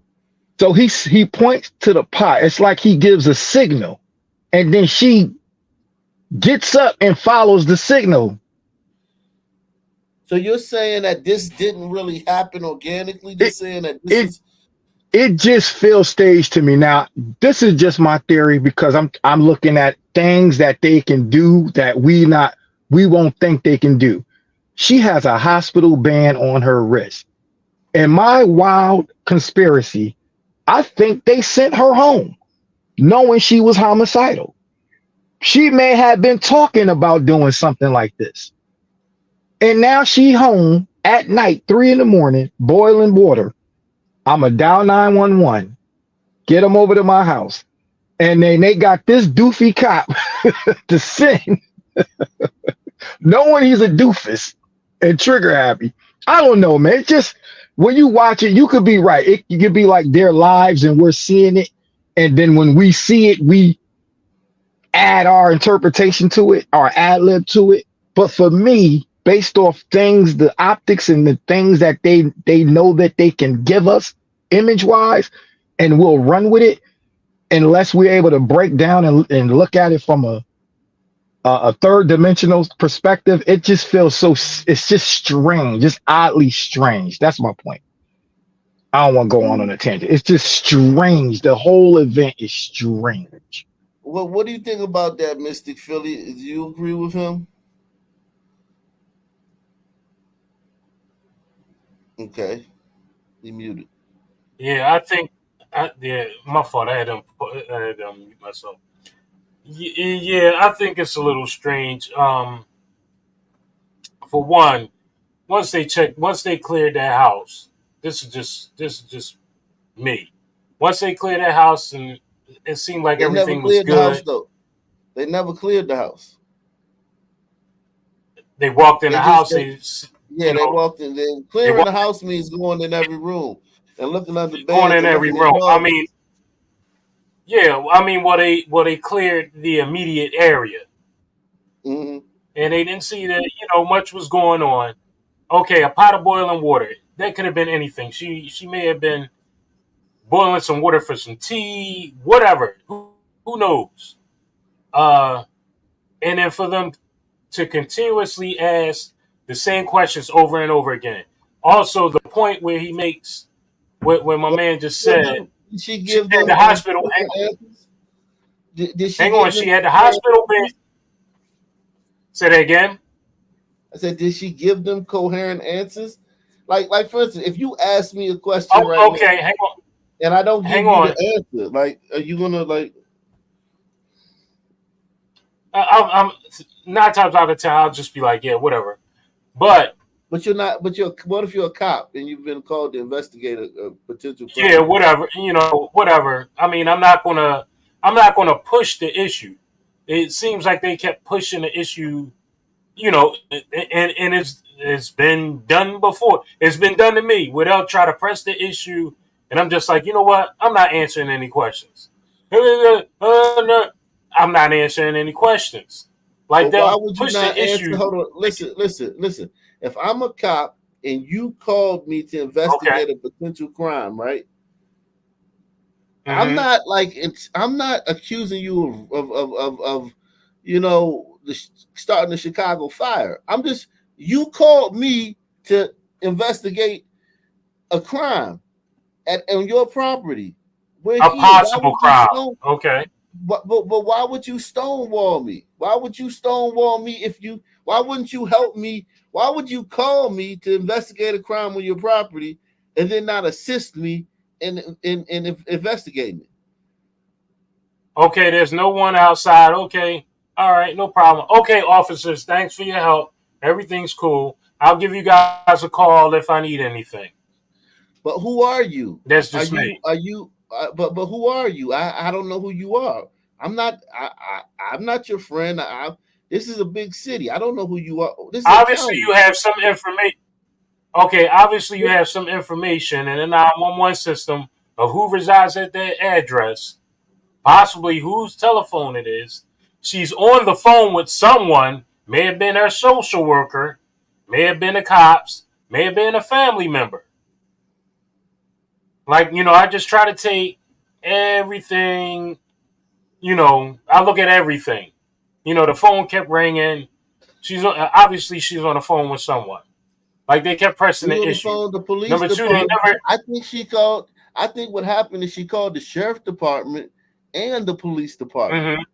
And the sheriff department showed up, and the police department called and said, "Hey, do you still need help with that?" And she was like, "Nah, the sheriff department here." And they were like, "Okay, well, the sheriff department here. It's fine." And then she tried to keep talking to the police department. They was like, "Ma'am, if the sheriffs are there, they got it. You know what I'm saying? This is just a problem call. They got it." Okay, so why did they keep asking her? What do you want to put me on hold for? Did you hear that? Yeah, because the person if you have sheriff, because it's a city. If you have sheriff deputies there, we got other shit to tend to, man. We're not here to just stay on the phone with you all night, man. What are you talking about? Man, we're not here to be on the phone with you all night. No, the person that was on the phone with her wanted to keep talking. That's what I'm saying. Go back and listen to it. He wanted to keep talking. Yeah, man. And she said it was okay. So you sons with your conspiracy theories are a trip, man. Y'all are a trip with your conspiracy. Everything's a fucking conspiracy. Oh, hold on. But let me ask you a question. What is a conspiracy theory? What is a conspiracy? That this ain't just something that happened in the course of a day. That this is something bigger than. This is some plot concocted. This interaction between this nutty. I'm not. No. The police was some that's not. Shit. Hey, well, can I ask you this question? Why haven't there been any riots this summer? Oh, they turning up over in England. They haven't found Floyd 2.0. Right. Okay. Someone said last night this is an election year, and as far as officers needing to be more aware of what they're walking into. When I was watching this last night, it's something about it just did not sit well with me in terms of producing those optics. And then when you see the press conferences and immediately they got Ben Crump and they're linking this with all of the other police He was just brutality. at the one. Time out, bro. He was just at the Mhm. one where the son man ran into the hotel and locked himself in the bathroom with the woman, and then the security guards held him down, and he died. Ben Crump was there. Yeah, that's However, if you notice with this press conference, he was specifically linking this to election year. He was talking about voting. He was talking about going through the long list of incidents. I mean, that's what I heard. Yeah. Much different from them other press conferences. Well, we're later in the season. Like, I mean, like, listen, they're definitely.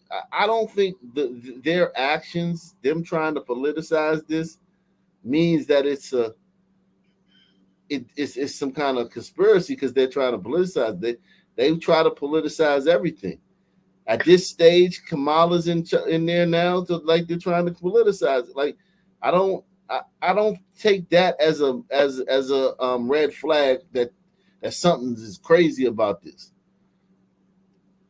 Hey, All right, I hang don't on. because go ahead. Sorry about that. My fault. Now, something you may not know about me, but I do study the occult. I study a lot of different things. Hence the name Mystic, and I've been doing it for years. And it has nothing to do with conspiracy theory, anything like that. It's just it's just knowledge. Now,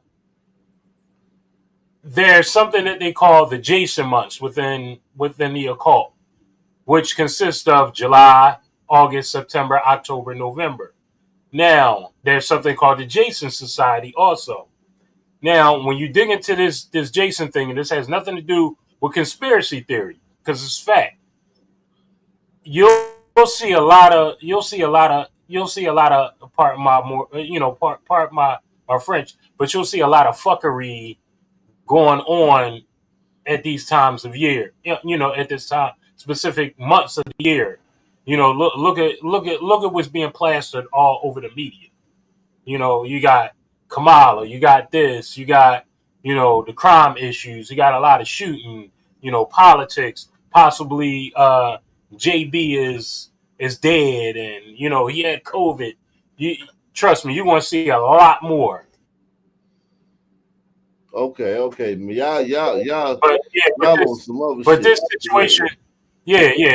I was just giving. Well, let me ask you this: you don't think there's a possibility and a scenario where this woman could have been admitted in the hospital and homicidal, and they released her knowing that, in hopes or in anticipation that she would carry something with a cop.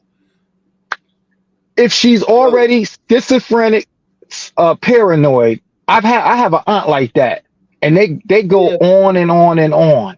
No, but what I'm saying is you're saying that they whoever they is released her from the mental hospital, hoping that she would get into an incident with a cop and get killed. I'm just saying, yes, I'm saying it can be planned and unplanned. It could be you got a cop like this cop who's unhinged and already, off the hinge. You got a woman that's suicidal, homicidal, schizophrenic, paranoid. She's boiling water at 3 a.m. Decides I'm going to dial 911 to lure officers to my house and keep them there by saying, I need help. And you got the right cop who shows up that's going to want to be RoboCop. And then the event, see, it makes sound out of this world, but see, for me, I just take, like what the brother was just speaking about, I'm taking all these events and not accepting them on face value. Because at this point, we don't know what kind of angles, tricks, cinematography or AI, like with the JB thing, they rolling him out now. We don't even know if that's I know it's maybe too wild for this panel, but I just don't. Nah, I'm not it's accepting wild. these It's things. wild. Period. Thank you, man. Let me read this. Let me read this. Let me read this. Super. MC says the problem is coward cops. They are so scared of getting a little hurt. In other countries, they would have tackled her and arrested her. You don't know that. You have no idea if in other countries they would have tackled her and arrested her. You have no idea about that. You have no clue what you're talking about, man. If you say that, man, no clue, no Listen, I'm a clue. traveler and I done see some shit. Let's stop that. Acting like other cops in other places are so much better than America, man. Let's stop this, man.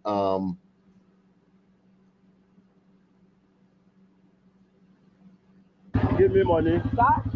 Money. Hey, I seen this. I remember this. Yeah, she traveled all over. Yeah. Yeah. Thank you. How are you? Hello. Hello? How is everything? Everything is fine. From where? Netherlands. Eh? Netherlands. Now you dey come? What do you bring come? See the eh? Oh, you different.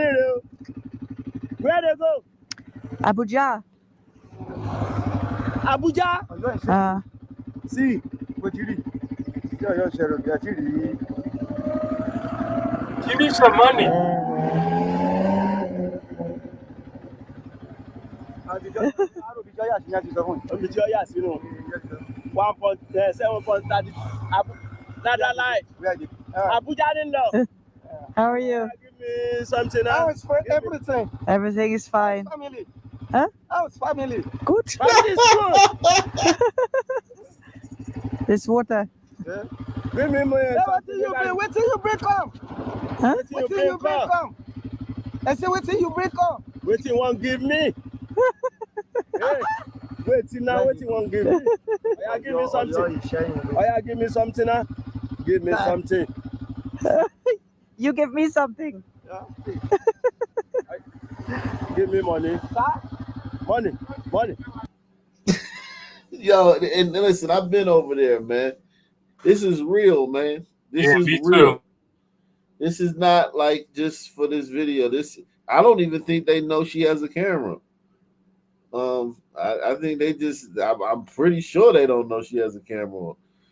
You know, like a GoPro or whatever she has, you know what I'm saying, a body cam or whatever. They're just like, this is how they do. They accept bribes all the time. Damn sure do. All the time. And they solicit them too. They solicit bribes. Money. Why? Why? Okay. Okay, bye-bye.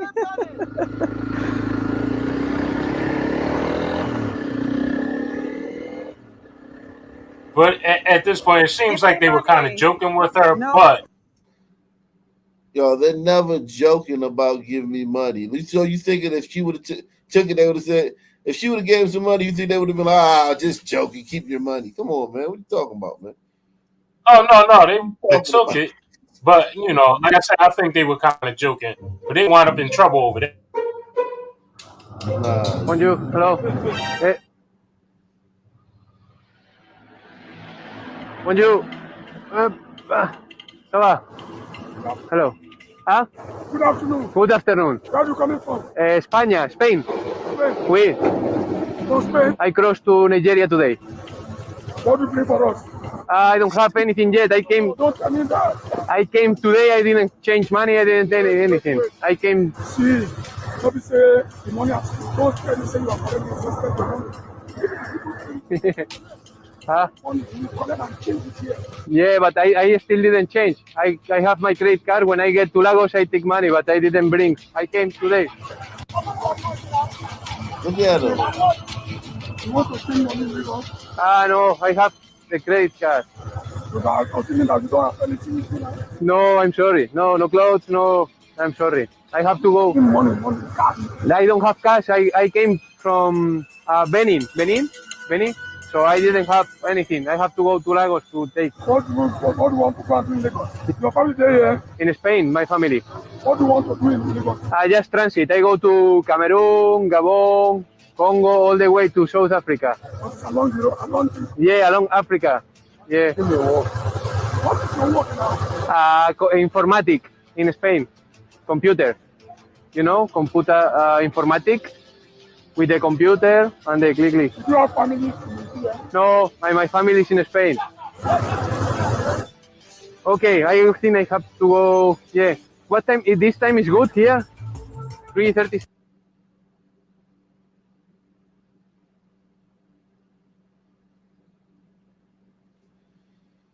Oh Yeah, man, listen. They And those definitely be guys trying to get you over there, bro. they're so serious. Like they're serious. They're serious. I just don't think this whole notion that cops are in other countries. Yo, we got the best cops in the world over here, man. These things happen. These little things you have, you that people get all turned up about over here happens very rarely in America, man. This one, Yo, I mean, let me say something go ahead. real quick. When I tell you I've traveled a lot. I've been to different parts of Africa. I've been to different parts of Europe. I actually lived in Europe for a short period of time. I've been to Japan. I've been to China. And let me tell you, some of the things, and this is for everybody out there listening that hasn't traveled.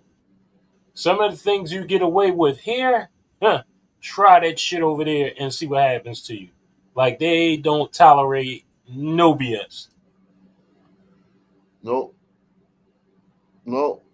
you'll be just like Brittany Griner found out. Like, yo, you go over other countries, man. Their rules are their rules and they're firm, man. Like America, you can get probation, you can get the case thrown out, you can wiggle. Right? Man, over there, man, like you can bribe your way out of it, but maybe if you're lucky. But yeah, they more rigid over there because they're dealing with a population of like sons. Like in Nigeria, they're dealing with all those cops are son. Every cop over there is a son, man. The chief is a son. Every cop's a son. So they're just all corrupt. They're corrupt as fuck over there. Let's see what happened with this Philadelphia thing.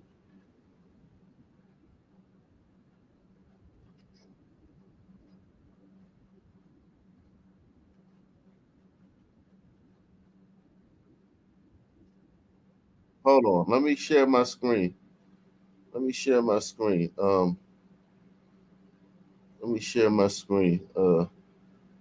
Hold on.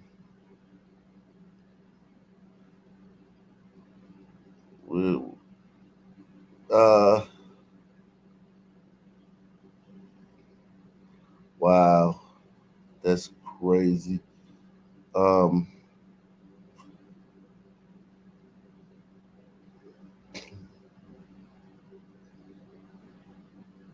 Dozens of West Philadelphia residents gathered to share their concerns with police about crime in their community tonight.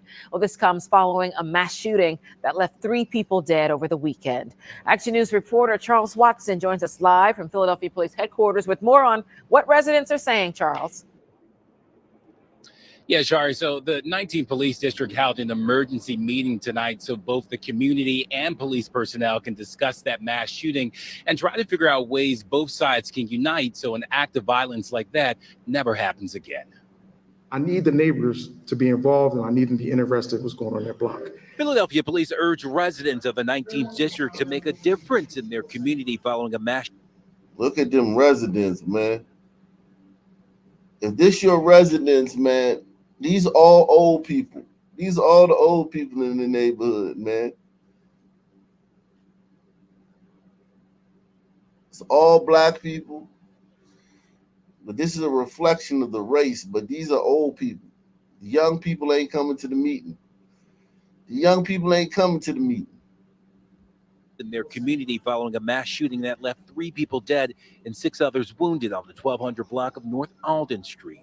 We need to start going through our children's things because they're bringing it in our homes. I'm telling you. Tonight, neighbors who are trying to make sense of what happened packed Vine Memorial Baptist Church on 56 in Girard to figure out a solution to the violence plaguing our youth and the pain it's brought to their own doorsteps. The young man that killed my son, and he was 17 years old. The community meeting went down hours after police announced the arrest of 28-year-old Tahir Schultz. Schultz, who was shot himself, is one of the suspects who police say fatally shot 3 victims identified as 33-year-old Akil Jones, his younger brother 29-year-old Rashi Jones, and 23-year-old Sakai Robinson as they attended an unsanctioned block party.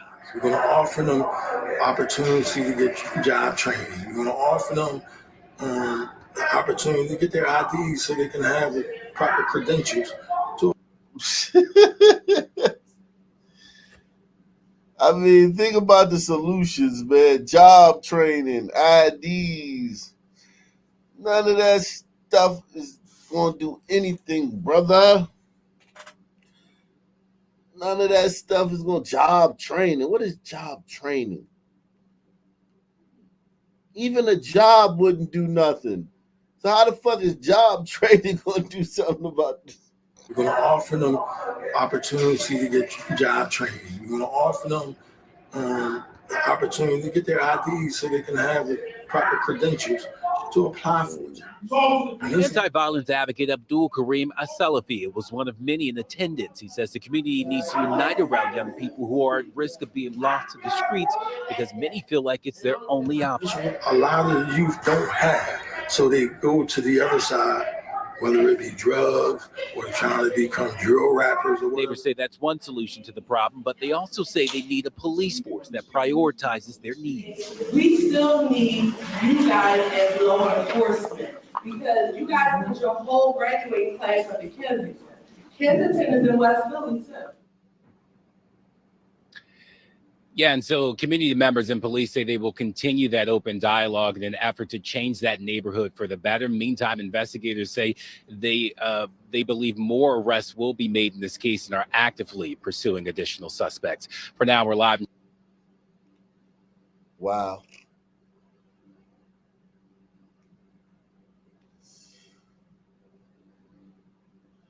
Oh, man. Now, police are expected to host a meeting here in 1 hour at this church here at 56 Okay, so and that's the meeting. That's the meeting that they hosted. Let me start by saying good morning to each of you. Man, it's just it's too much. Man. Oh yeah, damn. Well, good afternoon. was Right snapping now, out. it is still unclear just how many suspects the Chicago Police Department is still looking for in connection. Yeah, man, take the $5 challenge. If you think I cooked on that Sonya Massey story, man, take the $5 challenge, hit the like button. To this attempted carjacking here early this morning, but it does appear that those involved were also involved with several other robberies in the area. 5:30 this morning, a camera on a home in the West Beverly neighborhood captures a dark-colored car speeding down the street. Not long after, at least 3 volleys of gunfire can be heard. After the shooting stops, you see who is believed to be a suspect running from 108th and South Campbell. The crew had just tried to carjack an off-duty Chicago police officer. Luckily, the off-duty Chicago police officer is okay. The car was shot up and evidence markers were all over South Campbell Street. The alderman stressed the officer has training to deal with armed suspects and most do not. This could have been a nurse headed to the hospital to work a shift. This could have been a young teenager with a summer job. And this could have been a very different outcome. And if you ever do find yourself in a situation where you are the potential victim, hand over the car, hand over the purse, hand over your wallet, hand over your cell phone. We're lucky that this police officer's okay this morning. This area is home to a large population of Chicago firefighters and police officers. This is just another reminder to all of us. I don't care what neighborhood you're in. Be aware of your surroundings. Profile, man. When you see son teens, man, profile their asses. I don't care what neighborhood you live in. Profile, profile, profile. Thank you, white man, for being honest, man. Large population of Chicago firefighters and police officers. This is just another reminder to all of us. I don't care what neighborhood you're in. Be aware of your surroundings. When you walk out, particularly early in the morning, look up and down the block. See what is around you. Alderman Matt O'Shea, who represents this ward, says he knows the officer involved. O'Shea says the officer has about 25 years on the job. He's a family man who coaches kids' sports teams. He's a good person. He's a good police officer. I'm just glad to hear that he's going to be okay. A car was found abandoned not far from where the shots were fired. It's believed to have been stolen in Lansing and used in a number of other crimes. O'Shea says more than one suspect involved ran from the scene. Police are hoping more people with cameras on their homes in this area will be able to help identify suspects. People fled on foot through backyards, down alleys, down streets, looking to make their escape. Look for anything suspicious. That early in the morning, the only thing that should be in your backyard, your alley, is a neighbor or somebody walking their dog. Now, the alderman says that video could prove to be crucial in investigating this case. Salute to Deluxe 247, a.k.a. Cal Ripken, a.k.a. the real MVP, coming through once again. Wow.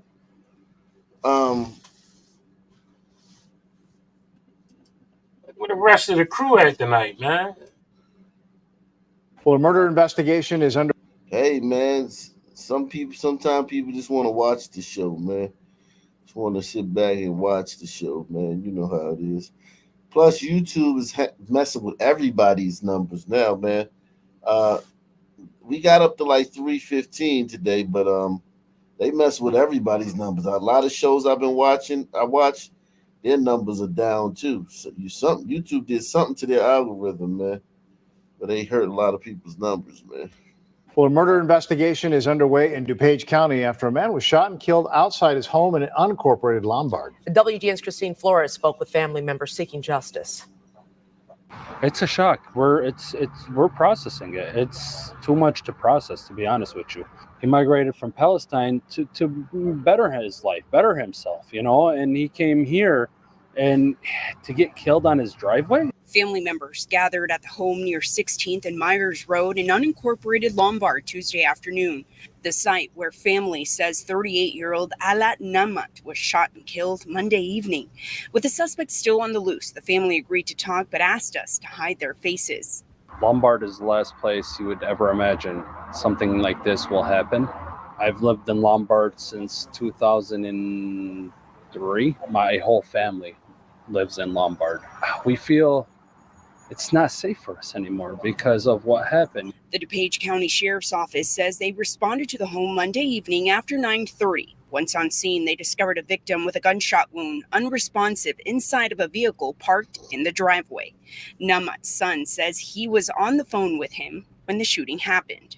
I was on the phone with him yesterday, and I thought it was firecrackers. I went outside to check on him, and I saw that, and I just told my mom stay inside, and I called the police.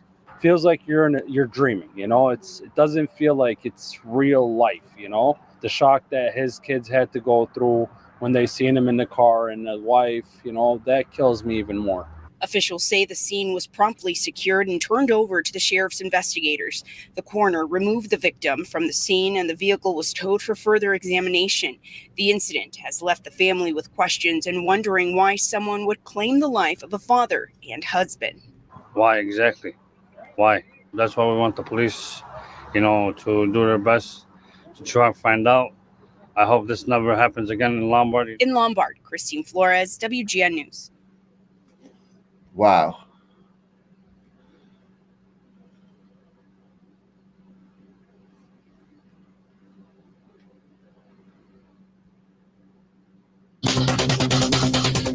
Family and friends of the Bolingbrook woman gunned. Oh.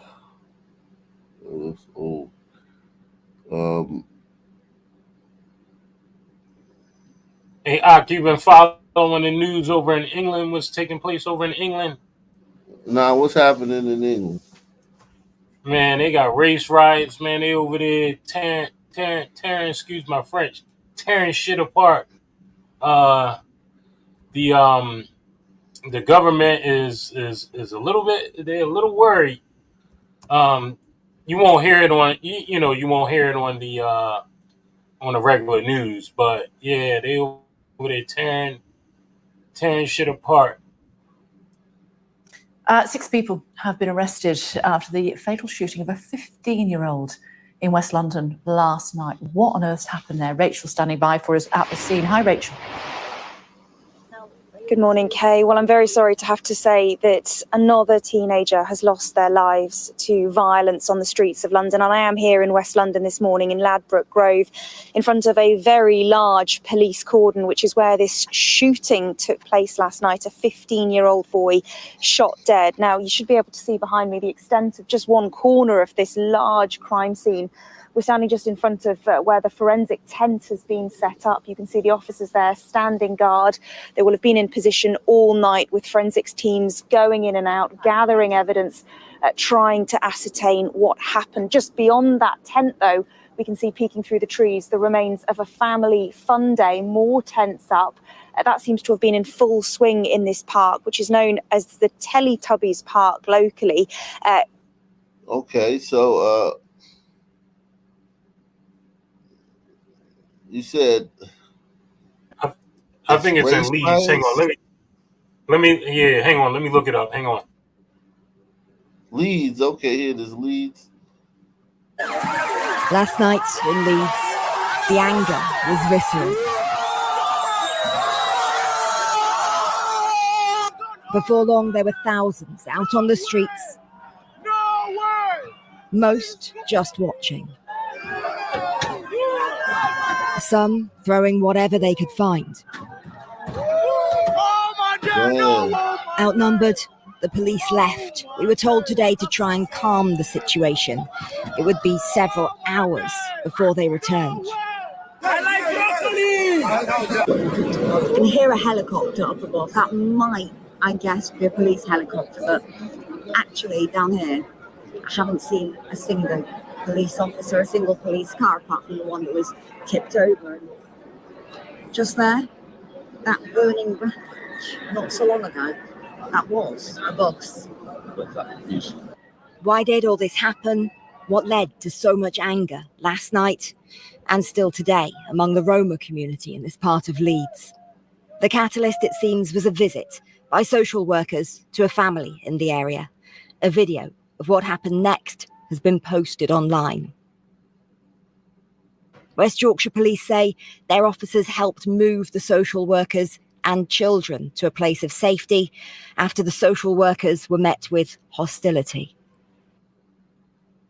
You know what I think about your government, about your social worker now?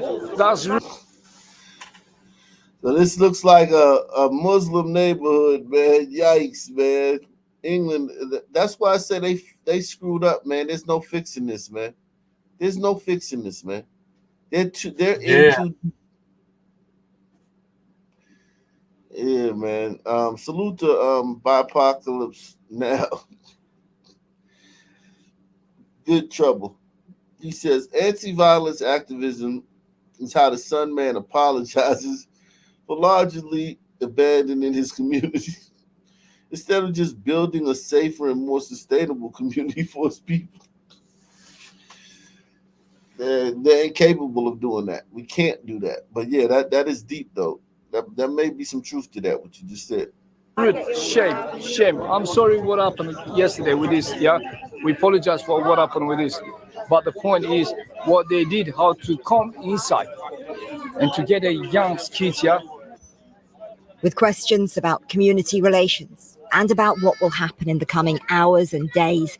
At a press conference, the Mayor of West Yorkshire confirmed some arrests have already been made and called for calm. Good stuff. It was so distressing. for the community, and I want to publicly commend those people that through the night were on the streets ensuring that the outcome wasn't worse than the outcome that we saw. Whoa, that's Councillor Motin Ali from Green Party trying to stop it. Among those trying to stop more damage, more things being burned last night, Motin Ali, a local councillor in Leeds. Because of that anger and because of that threat from the bricks and bottles, we were trying to protect the police. I mean, there was a couple of us who were providing a sort of shield, a human shield in front of the police officers. But unfortunately, I mean, there were just too many people throwing too many projectiles. Are you all right? Tired.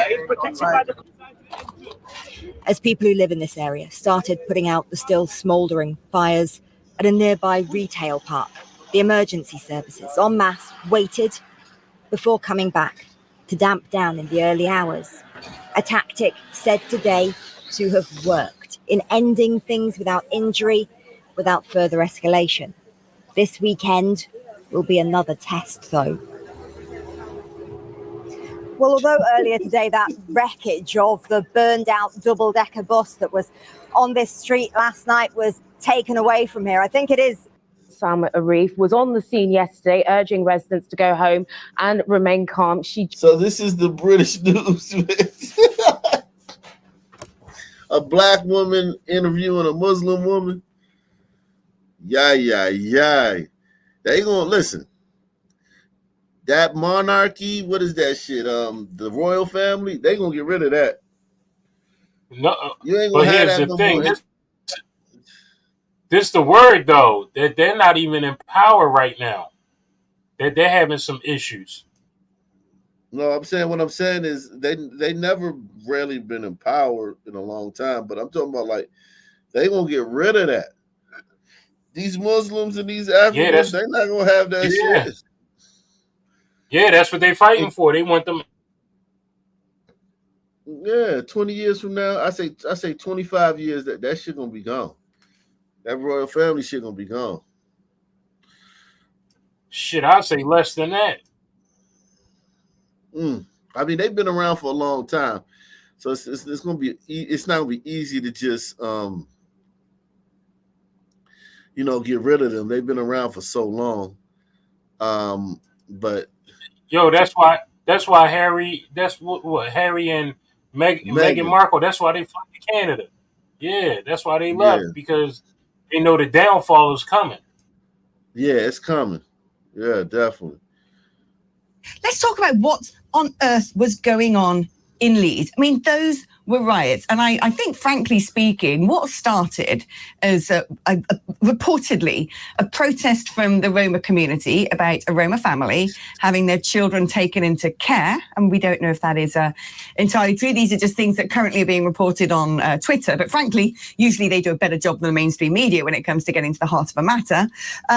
Seemed to expand across the whole of Hares Hill. And when I looked at the footage, all the videos being posted online, and we've had Motin Ali there, who's the new Green councillor for the area, who, caused widespread indignation when he shouted Allahu Akbar after being elected, seemingly actually trying to calm things down. So credit to him. But when I looked at the footage coming out, there were some big sort of football hooligan type yobbos kicking in police cars. But it struck me, frankly, that a lot of the people out on the streets attacking the police who were trying to sort this whole mess out looked like people who were probably in here as immigrant communities or possibly second generation. I don't know. But the visuals of it, the optics of it looked to me almost like we're heading to the route of race riots. Yeah, it reminded me of the race riots that we've seen over the years, back in the early 80s and in the early 2000s. And look, that community is largely of ethnic minorities. It is an immigrant community. I don't think it's right to say there were lots and lots of speculation on Twitter this morning that it was the Muslim community kicking off. I don't think that's right to characterize it as I don't think we can say that. Yeah, these people are done, man. Last night, they are cooked, man. These British people are cooked. They can't even say the obvious, man. Yeah, it was Muslim. I'm sure you were watching avidly last week, even while I was on holiday. I was absolutely fascinated by what on earth was going on in Leeds, where we saw extraordinary riots on the streets, police cars turned over, smashed to pieces, a bus set alight. A man has now been charged with that crime, but extraordinary violence on the streets. Police pelted with bricks and paving stones, too afraid to go in, and the country going, what on earth is going on? And yet many, many different versions of events about what had sparked this here. So the received wisdom about what happened was that social services had gone into a house and they had tried to remove a number of children from a property. That family had then called friends, relatives, and people they'd known in the community who descended on the house. The police had then been called to remove the children, and we thought that was the end of it. But what seems to have then sparked was a number of riots. What I think everybody found slightly astounding is that the police then backed off. They literally came out of the community, they came out of the area, they backed off for a number of hours until about 10, 11 o'clock at night, and then they went back in to take control. And that's unusual. That's not what usually happens. I certainly wonder. I wonder if perhaps different demographics had been involved in the rioting, whether that would have been what happened. Look, let's talk to someone who was there on the night, on the streets. Craig Ward, he's the North of England reporter for Yap App. They're an online local news website. And Craig, you reported from the scene in Leeds on the night on Thursday night. Hi, Julia. Yes, I did. Very, very worrying scenes indeed. A lot of people fearing for their lives, wanting support from police. But as you've just said there, police simply just vacated the area to an RVP point over a mile away and didn't return to the area for quite a number of hours, really. I mean, it was extraordinary to see. But again, I was just looking at it online. And again, yo, you British people are cooked. It's a wrap. It's a wrap, yo. They don't have the mental, the fortitude, the force of character to fix this problem. There was one guy on Twitter. He said, hey, there's too many darkies coming into our country looking to take over. They need to go back to Africa. He wasn't lying, man. Jesus Christ. He wasn't lying, man. But look, it was a guy, he responded, and he said, well, you guys need to leave our country, taking our resources. Yeah, but here's the thing.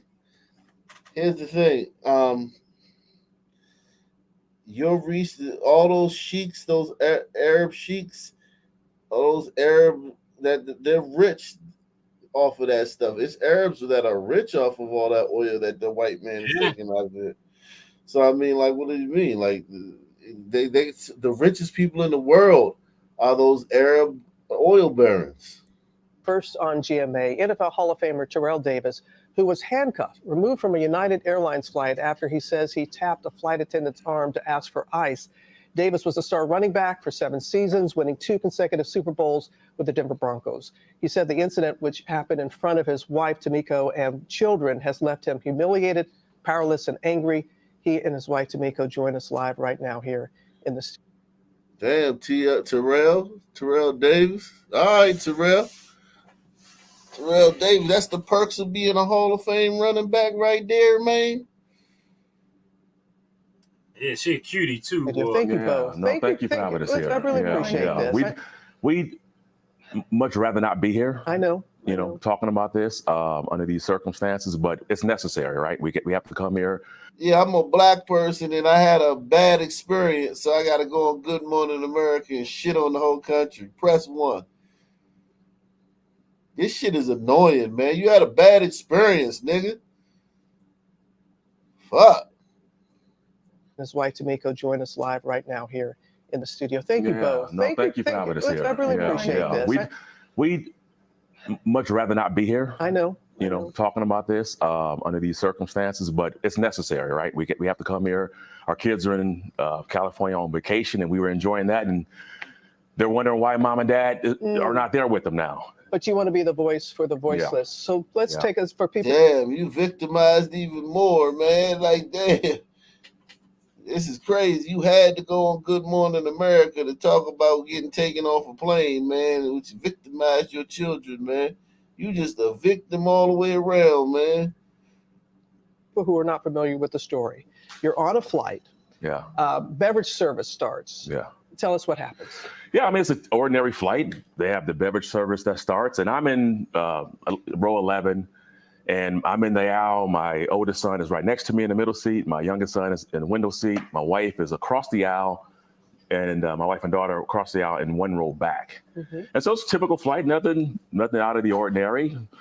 Beverage service starts, and the gentleman pulls up, and I'm reading a magazine. My kids are playing with their iPads, so I heard him ask, like, what do you want, like beverage? What do you want? Mm-hmm. And they were busy playing with the iPad, so they didn't respond.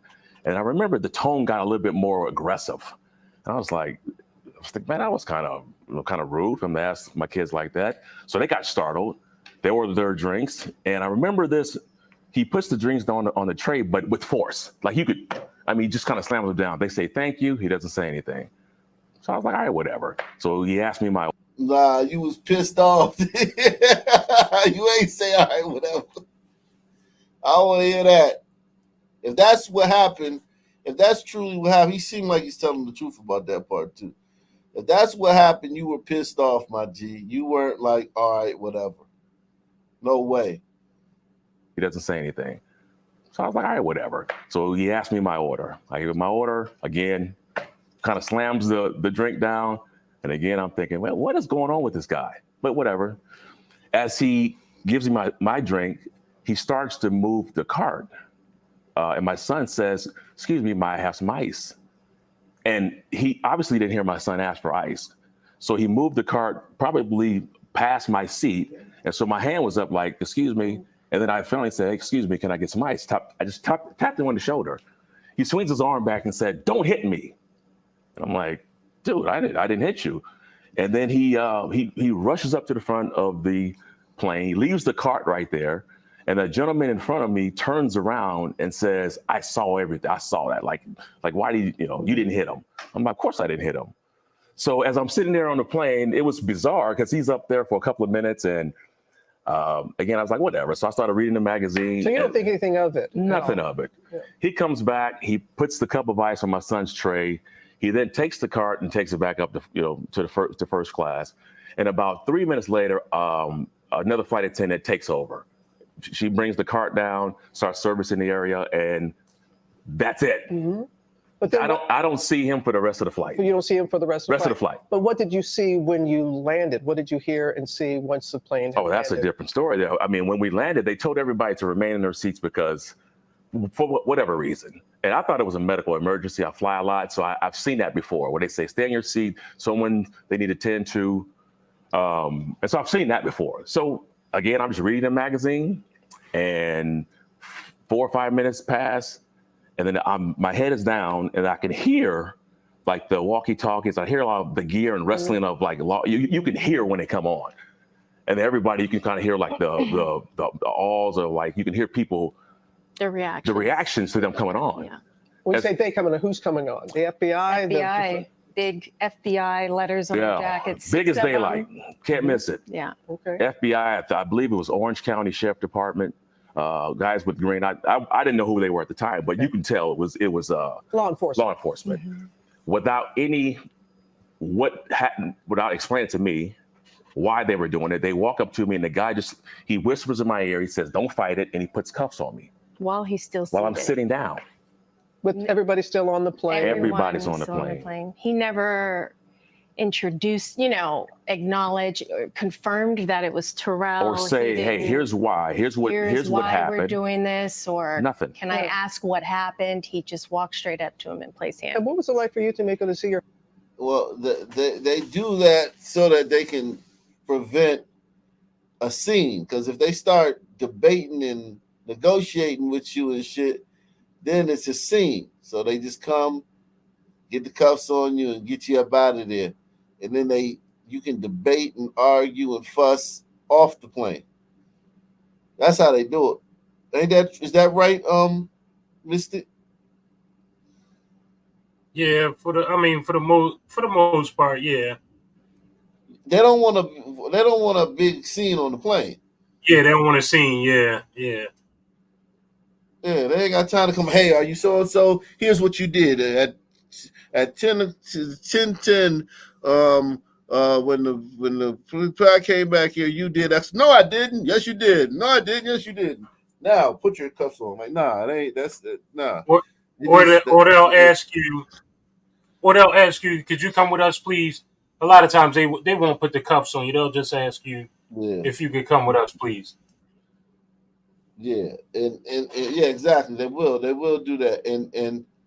And his account of it, he was a perfect gentleman. This guy's being rude to him and his kids, and he was just perfectly never reacted, never responded. I don't believe that, man. And listen, I don't blame him if the guy was truly rude to him for being, giving him attitude back. Man, you get a lot of it. Listen, you get a lot of them on the plane though, and I'm not going to say, they're part of the LGBT XYZ AI community, and they have those little attitudes, and they just whatever. You get that often. Yeah, I've noticed that. Yeah, they're overrepresented in that field, man. Your husband in handcuffs. I thought it was a joke because what else could it be? And I saw the agents come on, so of course it caught my attention like everyone else, and they just walked straight up to Terrell and just played. And so I jumped out of my seat and I said, "Wait a minute, like what's going on?" And I hopped over the woman next to me. And I was kind of like to Terrell, "Are you joking? Like, is this a practical, is this a prank?" Like, and he just said quietly, "No, it's not." And I'm looking at my sons who are sitting right next to him, watching their dad being handcuffed. And what could we do? And I'm asking them, what is going on? Like, why are you doing this? Why? And they pick him, have him stand up and pull him out. So I go after him and he's telling me to stop. And then I'm standing there. The kids are still sitting in their seat. Everyone's staring at us. And the children are ages 9 to 13? We have 13. Our sons are 13 and 11. Our daughter is 9. Mm-hmm. No one helped me. Yeah. No, they came back. They asked for a jacket to drape over Terrell's wrist. I said, "Can we get off the plane?" So I yelled to the kids, "Let's go." I grabbed Terrell's bag out of the overhead. Where do we go? Like, what do we do? I want to go with him. No one, we were just left to fend for ourselves on a flight with everyone staring at us. And United said this. They said, "We removed the flight attendant from duty while they closely look into this matter and are reviewing their policies around incidents like this." They also say they have reached out to apologize. Have they? And what do you want to see, both of you want to see happen here? Well, number one, they have not reached out to me and apologized. They reached out to my attorney, but I have not heard from them directly. And so that to me is a problem. I want them to take more accountability. The apology was it's pretty issued generic. To the media. Yeah, We've not had any communication from them directly. What is your reason for going public with this? Well, a number of reasons. Number one, to affect change. If I don't speak on this, lots of people, as a matter of fact, contacted me after this, and they're sending me text messages saying that the same thing happened to them. And I can't sit there and knowing what happened to me and how I felt. I felt demoralized. I felt embarrassed, humiliated. I felt like my dignity was stripped from me right in front of my children and my family. Mm. And I want United to be held accountable. Got to be held accountable for this.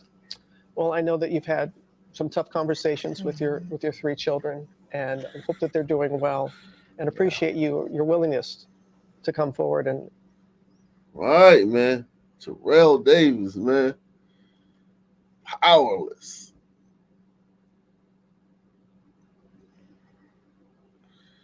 Said they stripped him of his dignity. Hey, I think we're about to show some police body camera footage from Springfield, Illinois. It was recorded on July the 6th. I want to warn everybody that this is extremely graphic video, and some viewers may find it very disturbing. Here it is.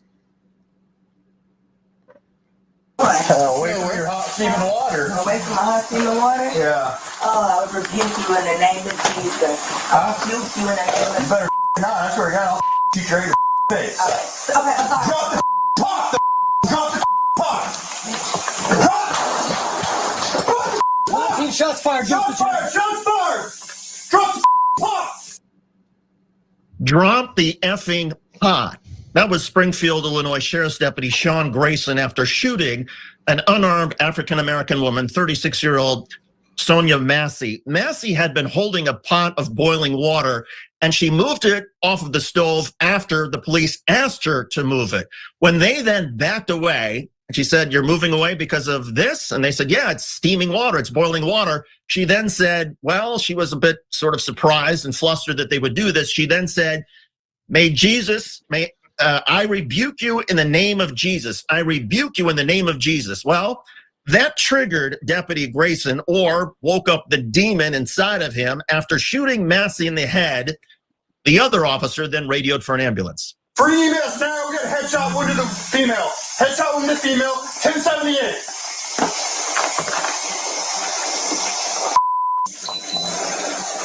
I was on. I'm gonna go get my kit. No, if you headshot, dude, she's done. You can go get it, but that's a headshot. God damn it. God. That's a headshot, said Deputy Grayson.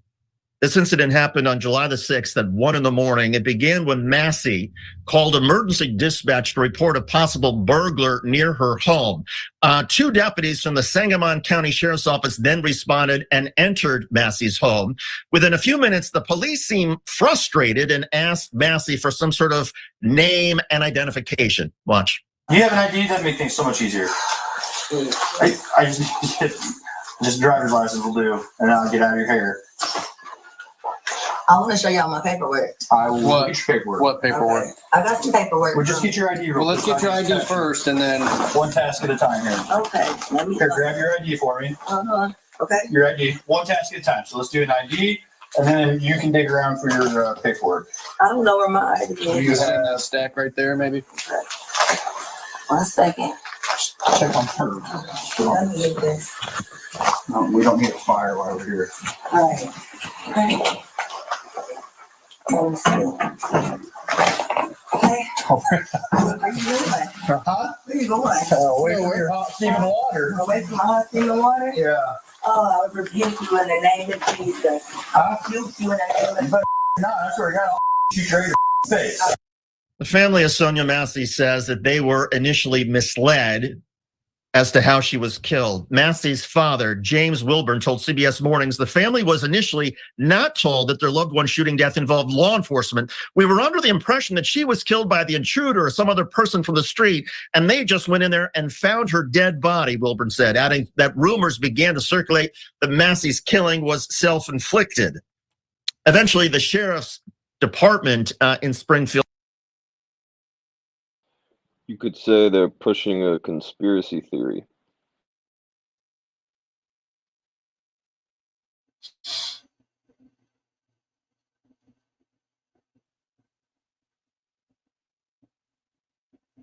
Represents the Massey family. He says the police shooting is one of the worst he has ever seen, and that the video footage is shocking. Yeah, it is. And so a lot of times in these stories, I read the story before I watch the video because I want to get a sense of it. And then when you watch the video, you get super important details. So when I was reading the story, what I was wondering is, how close is she to the cop? So if you're standing right here, okay, you throw hot water, okay, hard to react in quickly, right? The second thing I was wondering is, how threatening was she? Did it sound like, I read in the story, she said, "I rebuke you in the name of Jesus." And I'm like, yeah, that could be said in a couple of different ways, and how threatening was it? The third thing I was wondering is, what was the context? Was it really hostile earlier or not? Because remember, she called for help.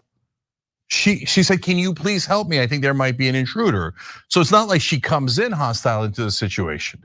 So when you watch the video, as you just did, you see, before the shooting, seemed like perfectly normal situation. They're having a conversation. She can't find her ID. Maybe both sides are a little frustrated. Maybe she didn't like the way that, that they're talking to her, or they didn't like the way she was talking. But I mean, very normal. And then you see the pot of water is all the way across the room. Even if she threw it, she'd maybe get 1 or 2 drops on one of the guys. You're gonna kill someone over that? No, nobody's that big a coward, are they? What if she throws a pot of water that she's in the middle of putting down, which I told her to go grab? She didn't go grab it. You told her to go get it. And she's in the middle of putting it, and you think, well, there's a 0.00001% chance that she might not put it down, as she's doing right now, and she might throw it at me and throw it all the way across the room and get a couple of drops on me. And so I think my life is in danger. No. Guys like that are dangerous. A guy like that, you can tell from the video, can't wait to shoot. And then he's bragging about the headshot afterwards. He literally prevented his partner from going outside and treating her wounds. The guy eventually did. The partner throughout the tape is trying to mitigate everything, like not in a bad way, in a good way, like, oh, okay, let me at least try to help her. And he does eventually try to help her, and of course it's too late. But this guy, and David, this guy apparently has been in 6 different police departments over the last 4 years. So what in the world was going on with this guy that led him here? And that it was one of the most unjustifiable shootings I have ever seen. Look, Jen, as you know, we've done a lot of police body camera videos on Rebel HQ, and this one is the worst for all the reasons you listed, but also it underscores 2 things. First, we've been talking repeatedly about why isn't there a national database that identifies cops who get fired from one.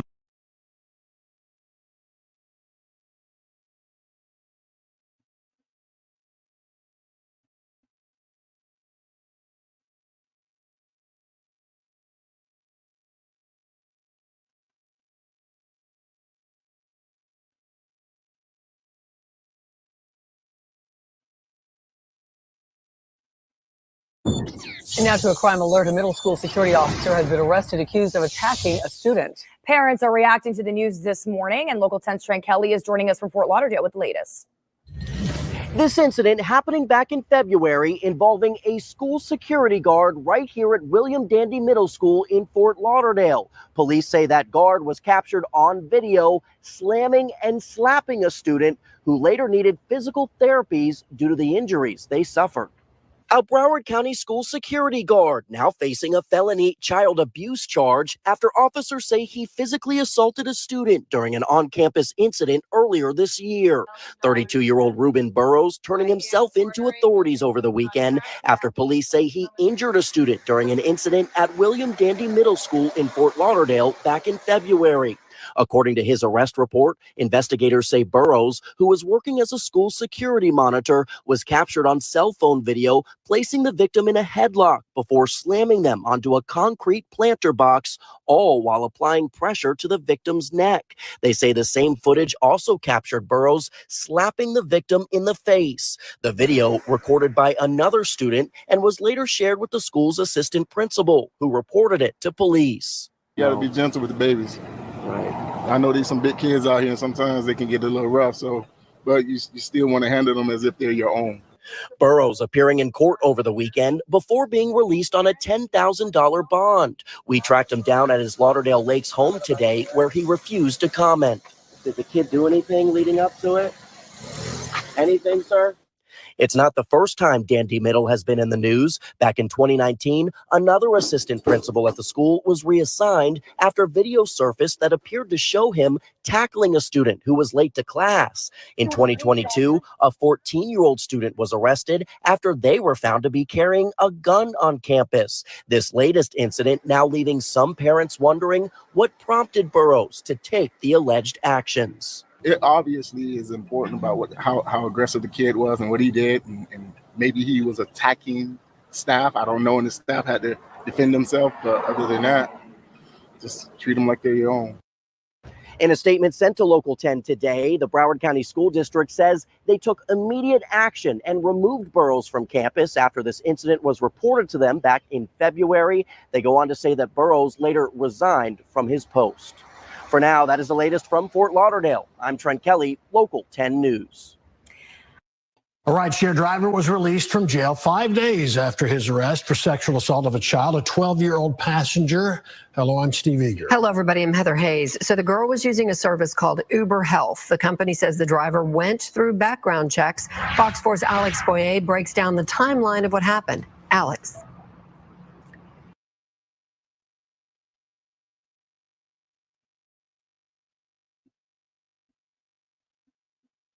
He's been released from jail?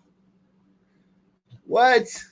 Hey, guys, we learned some additional details today. Plano, that suspect was working, as you mentioned, for something now called... Can you believe that? He's been released from jail after 5 days? I can believe it. They didn't say the charges have been dropped. You sexually assault a 12-year-old girl while you're Very driving. common that these guys get off with light shit. Yeah, it's just unbelievable. Uber Health. He was a driver for them when he picked up that 12-year-old girl back on July 9th.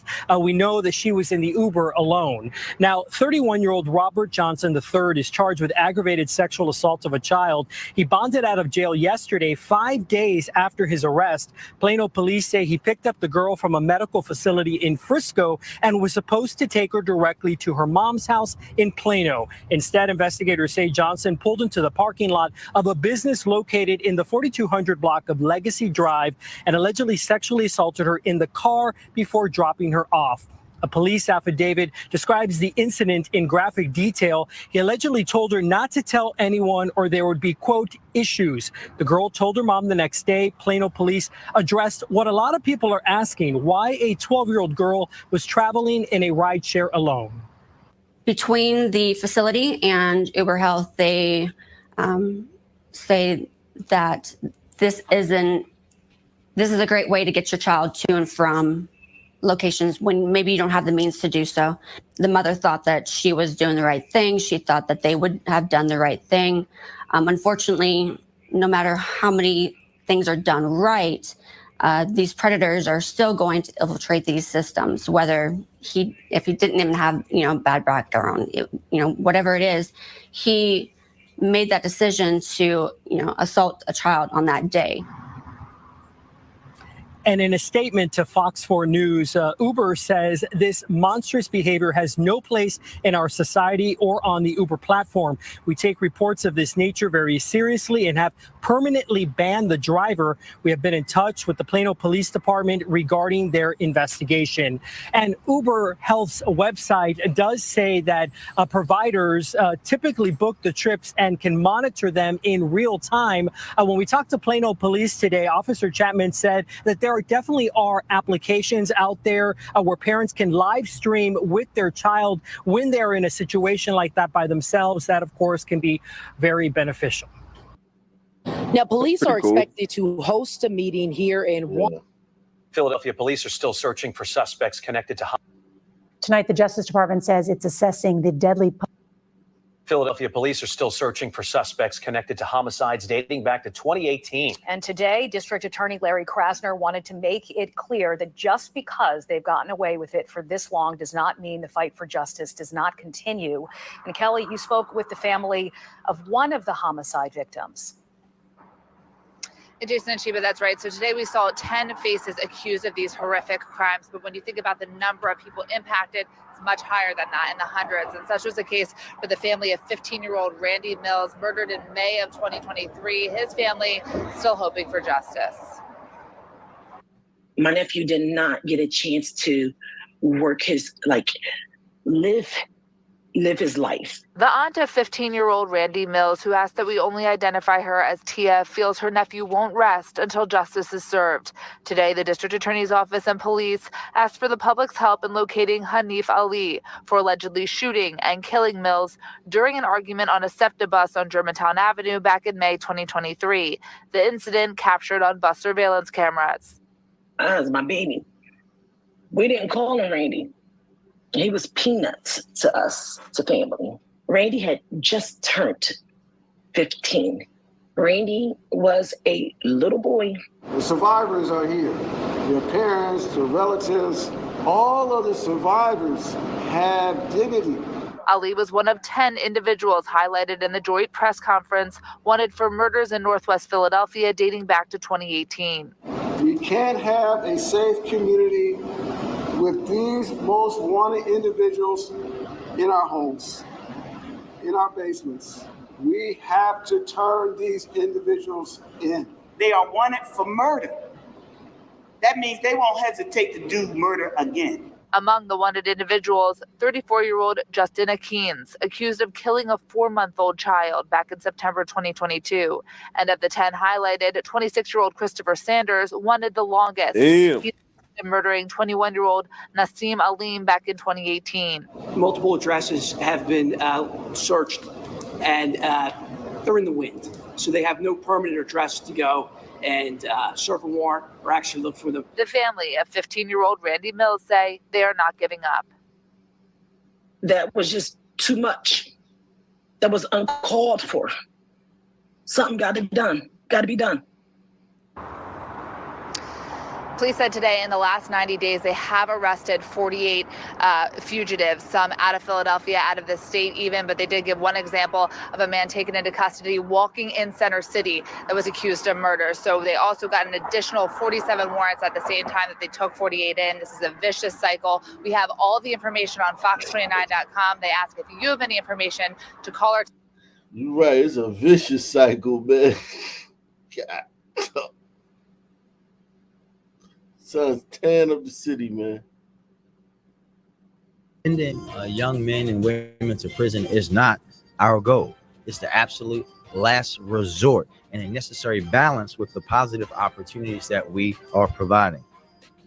Strong words from Mayor Brandon Scott after the takedown of an alleged drug trafficking ring. Hello, everyone. I'm Vic Carter. And I'm Denise Koch. Welcome to WJZ's All Local News at 6. Well, the alleged drug trafficking organization's takedown happened after a months-long investigation. WJZ is live at 6 o'clock. Paul Gesser is downtown at Baltimore Police Headquarters with reaction from neighbors and where the suspect's cases now stand. Paul. Vic and Denise, 3 of the 7 men arrested have already pleaded guilty to drug charges in a months-long investigation that police say included electronic and physical surveillance. This stretch of North Broadway in the shadows of the Johns Hopkins Medical Campus is described by police and neighbors as an open-air drug market. They've been on that for years around here. Police say its investigation that started in January resulted in 7 men arrested. This takedown is not only a win for public safety in Baltimore, but a win for the Gay Street neighborhood. The suspects range from 24 to 34 years old. Prosecutors say they called themselves the Deaky Land Boys. Police recovered 6 guns, 2 assault rifles, 80 grams of crack cocaine, as well as cannabis and cash. In January, we were able to see almost a daily exchange of specifically cocaine and cannabis. I think it's a good thing. You know, you got a lot of drug activity here. This area needs to be cleaned up. There were several shootings in that area. And because of that, that's where the investigation is targeted. City police data shows there have been 11 shootings and homicides in the Gay Street neighborhood in the past year. None of the men arrested are charged with any shootings, and prosecutors stress these are all open investigations and they won't commit whether any of the guns recovered are linked to any other crimes. Today's takedown, which removed violent actors, drugs, and weapons from our streets, sends a clear signal to those who choose to continue causing harm. We will respond accordingly. The 3 men who have already pleaded guilty have been sentenced to 3 years supervised probation and referred to ROCA, a violence diversion program. So they got a diversion program. They got probation in a diversionary program. And she had the nerve to she had the nerve to say this. Listen to what she said. Drugs and weapons from our streets sends a clear signal to those who choose to continue causing harm. We will respond accordingly. The 3 men who have already...